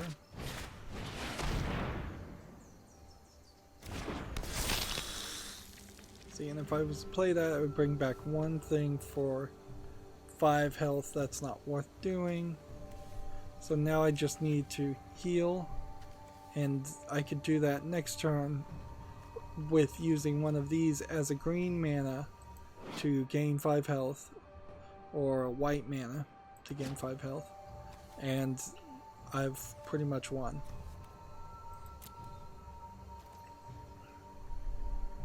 Now, I screwed up by not giving all of these characters haste, because I could have done that and I could have really done a 2-turn win here. Had each of these attacked, that would have been 11, 16 damage, more than enough. Here's the beetle that stops other people from getting +1/+1s, which is great. Let's see. Put that on the field.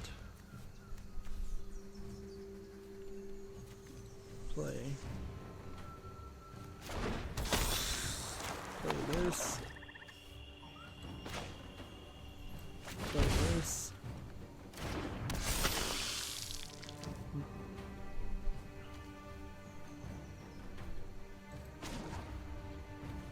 Bring back a card from the grave, which is that guy. And restore 5 health, which is this guy. And let's go ahead and restore another 5 health, which is this guy.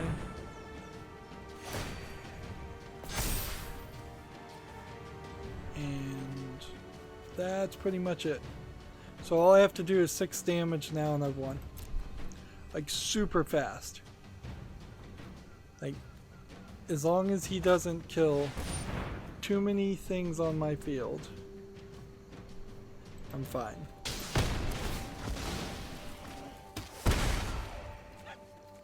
So choose all attackers, attack here. Next. See, it's just asking me, do you want to activate this? Do you want to activate this? And so now I say, yes, I want to activate this, which is just select everything that is not a land, and including itself, submit it, destroys everything, does a ridiculous amount of damage because of that guy, and then would have done 10 more damage. So we were 11 damage over on that. So I actually have a deck here that I'm pretty proud of. In fact, proud enough to really go. It's my turn. There's a Planeswalker I probably didn't have. Probably proud enough to actually play this in ranked.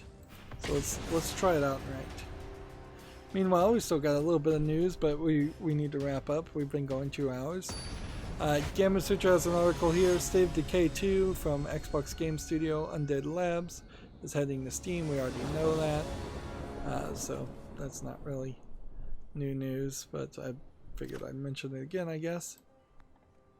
It's probably a good hand to mulligan.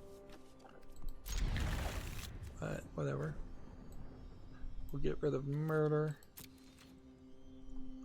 Let's see. Gamma Sutra has an article here. An analyst says men are more likely than women to buy games based on reviews. I assume that is probably true. Certainly would explain why there aren't any women watching my channel according to YouTube. Not that I care. Like, I imagine there are probably a decent number of people that aren't logged in, that are female, that watch my channel, or they just lied about their gender whenever they set up their Google account, which who knows when that would have been.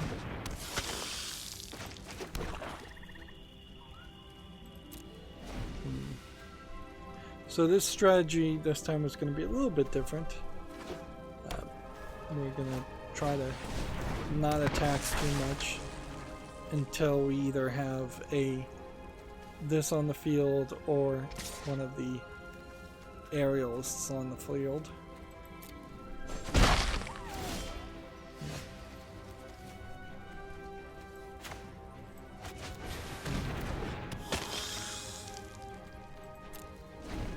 Let's see. Tech Raptor has an article here. Humble's Choices first month of games apparently leak. Humble Choice being the new name for the Humble Monthly service. So you're going to get Shadow of the Tomb Raider, Blasphemous, Avoid Bastards, Fam Doctrine, Dead and Vineland, Horizon Chase Turbo, Dark Future, Blood, Red States, Desert Chise, Aegis Defenders, and Exmorph.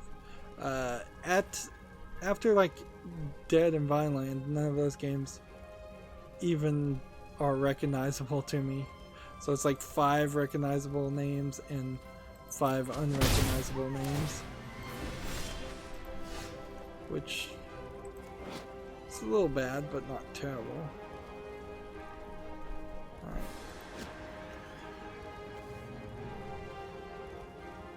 So let's go ahead and put this on the field. And go ahead and put this on the field. I'm a little short on land, so I might be a little off on the land amount.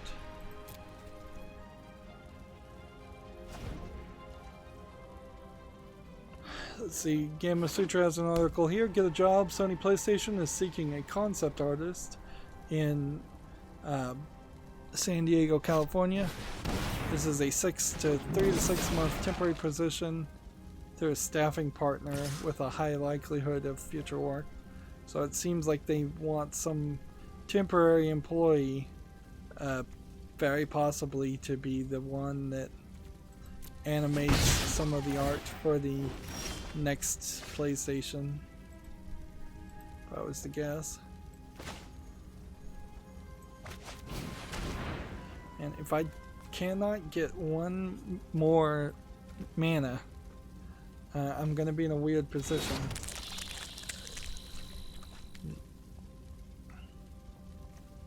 Untap all lands you control at the end of your turn. It's interesting.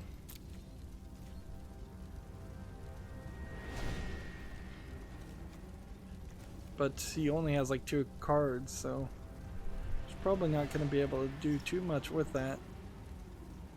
Let's see. Next we have a game on Steam here called Overstep, which looks like it is a Jet Set Radio skating game where you're also fighting each other, kind of like Overwatch as robots. It's a free-to-play thing. It doesn't look terrible, but it doesn't look great. Early access, in-app purchases, allegedly full audio in English. Yeah. Anything that I would play, certainly, since it's a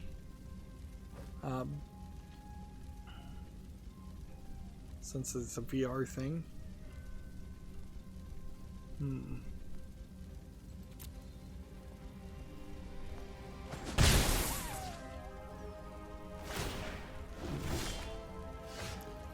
Finally we can start moving forward with my strategy. Let's see. Next we have a game on Steam called Wrath Aeon of Ruin. I feel like people have been saying Wrath was really good. It looks like it's a Quake Doom clone to me, and I don't think I really want to play a game like this. Even though people are hyping it up quite a bit. Like a modern Doom Quake clone that still looks like the old Doom Quake is not really what I'm looking for. This is early access. It's $23.74 with a 5% discount. Allegedly has English full audio. That's not something that interests me, even if a bunch of other people are saying it's worth the time.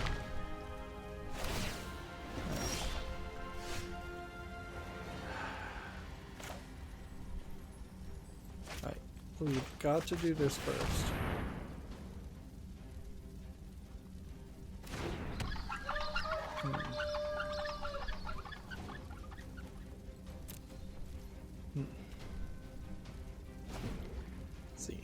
Next we have a game on Steam called Sniper Ghost Warrior Contracts.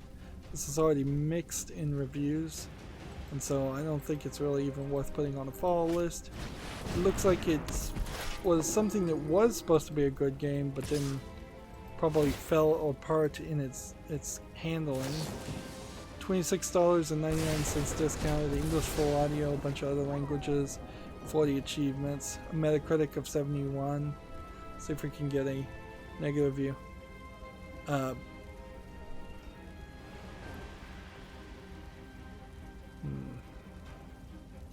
Is this an EA game?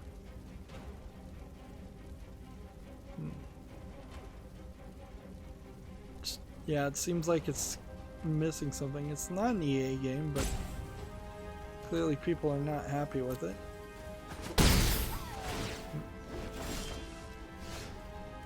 Alright. I have 2 1-mana things. Put that on the field.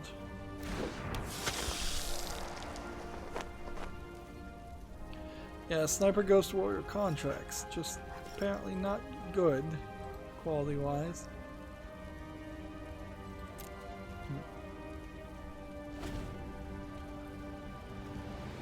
So, a 2 and a 3.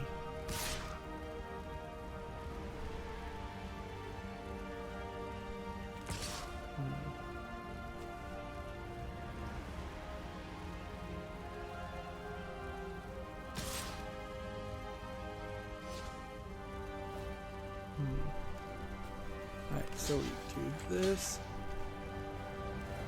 and then we do that, and we block.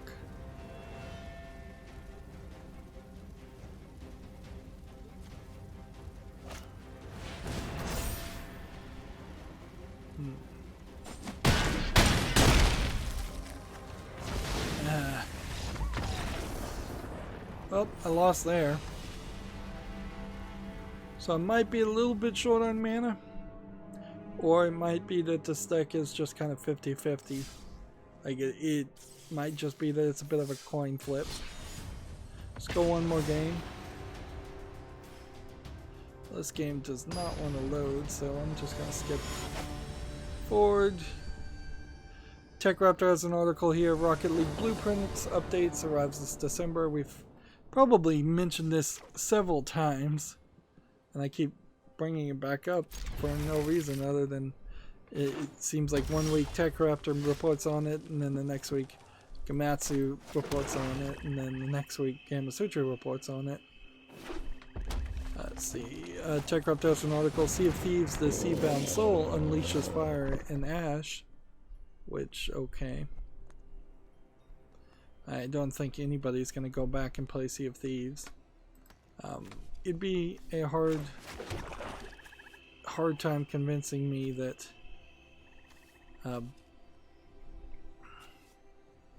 any of those that there's any way Sea of Thieves could be playable, since it's this multiplayer only thing that never really got off the ground successfully. Geez, I wonder if the Steam sale has just started, because now all of the Steam pages are failing to load. Let's do this. And this. I should have played this actually.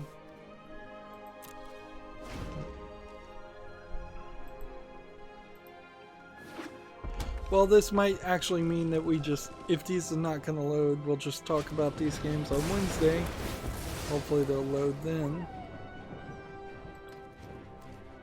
TechRaptor has an article here. Catan World Explorers merges tabletop and augmented reality. I don't know why Settlers of Catan in augmented reality, though, would be a fun game. This World Explorer's twist on it must change how the game actually plays quite a bit. Otherwise, it wouldn't make much sense.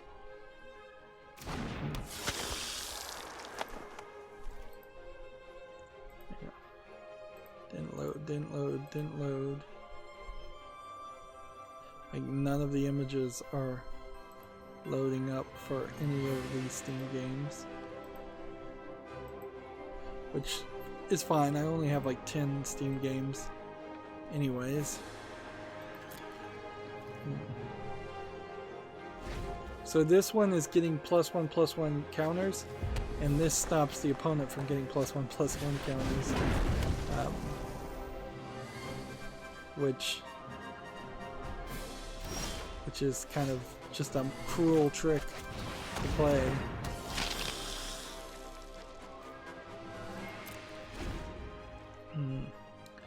TechRaptor has an article here, Inmost review, which Inmost looks like it's a Apple Arcade game. Ever see a volcano erupt in person? Kind of a You're about to. platforming game. Time to blaze a path to victory. Metroidvania game. Let's see. Yeah, it looks like it's a platforming Metroidvania type game. They gave it an 8.0, but you can only play it on Apple Arcade. Let's see. Blockers.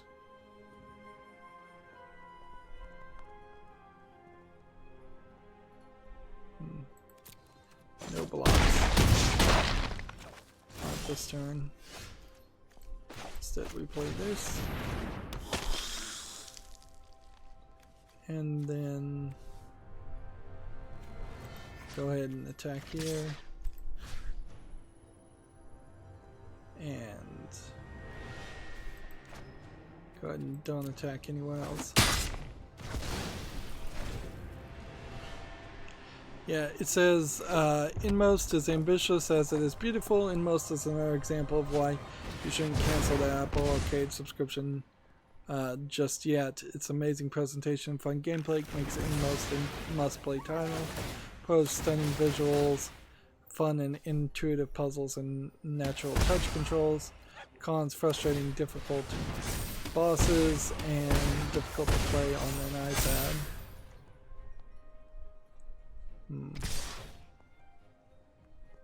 Let's see.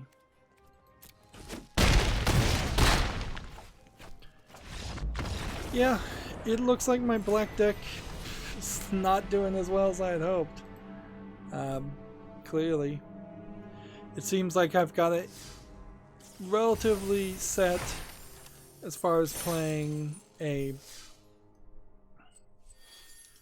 far as just playing non-ranked play, but once you get it ranked at gold tier, you are in a bad position. And yeah, we got to bronze tier 3 here, and the season ends in 5 days, so 5 days I'll end up spending another 5,000 gold, and we're at rank 21, and I'll probably get up 1 more or 2 more ranks before just off screen. And the only other, like, since none of these Steam games are coming out, that's something. Gears of War 5, I wanted to mention, is in mixed reviews. So, I mean, I can show this with none of the images loading, but so, yeah, I'm going to leave that on the fall list, but it seems like Gears 5 is not being well received on PC and on Steam. And that brings me to the Humble Bundle, which, again, suspicious that I suspect that there won't be any new Humble Bundle sales or anything until Black Friday. See, OpenCritic has an article here. Google Stadia team addresses one problem as another emerges. I don't know what that article would be. We'll talk about it on Wednesday. Let's see. Pokemon Go, Pokemon storage, and item storage increased, which I guess if you're playing Pokemon Go is probably very helpful. Let's see. Rebellion has purchased Xenon and the Speedball developer Bitmap Brothers, or the Bitmap Brothers. See, Gamasutra has an article here. Shovel Knight Showdown, designing a roulette of gameplay. Shovel Knight Showdown, a Smash Brothers clone, it looks like. And yeah, I'm just trying to scroll down and see if there's anything that's new news. I did use the TubeBuddy Copa check tool, and it said, yeah, none of your videos have been none of my videos have been flagged as targeted towards children, which is great, but at any point that could be changed, certainly. I imagine if YouTube really cares and wants to do it, they will start scanning old channels and old videos and start labeling things as targeted towards children. Although, perhaps I immediately have an out, because since all my videos have already been kind of labeled as video games and they know the title of the video game pretty easily, perhaps they can just they'll just be lazy about it and say, well, if you're playing a rated M for mature game, which is the vast majority of the games I play. I do play, or have in the past played, a lot of Lego games, but otherwise most games are M for mature more than anything else. They may just say, well, if you're playing an M for mature game, you can't possibly be targeting your videos to someone under 13. I imagine YouTube's not going to do much of anything. It's all going to be on the FCC potentially getting complaints or hunting down specific videos and specific channels, and YouTube is going to mostly keep their hands off of the process as much as they can. You can clearly see that in the fact that they're blaming their lack of following the law on content creators and saying content creators are responsible, when really they shouldn't be responsible. And I don't know, this is how, I guess, crony capitalism works in US politics, is that the fact that YouTube could convince the FCC to not enforce the law on them, but instead enforce the law on the creators of the videos, is pretty ridiculous, when it is a matter of YouTube was collecting data improperly. And there's a new California privacy protection law, so YouTube needs to start following that law also, and pretty much any other law that they should be following. Anyways, that's going to be it for this stream, just one recording. As always, I ask you to like, share, subscribe, comment, and watch every second of my videos. If you want a friend or follow me on any social media sites, there's a whole bunch of links down below in the description box. And if you want to support me even further, the sales are coming on this week, so you could gift me a gift card, or you could gift me a game off my wish list on Steam, or gift me a Steam gift card after friending me, or you could support me through Patreon. Thank you for watching. Have a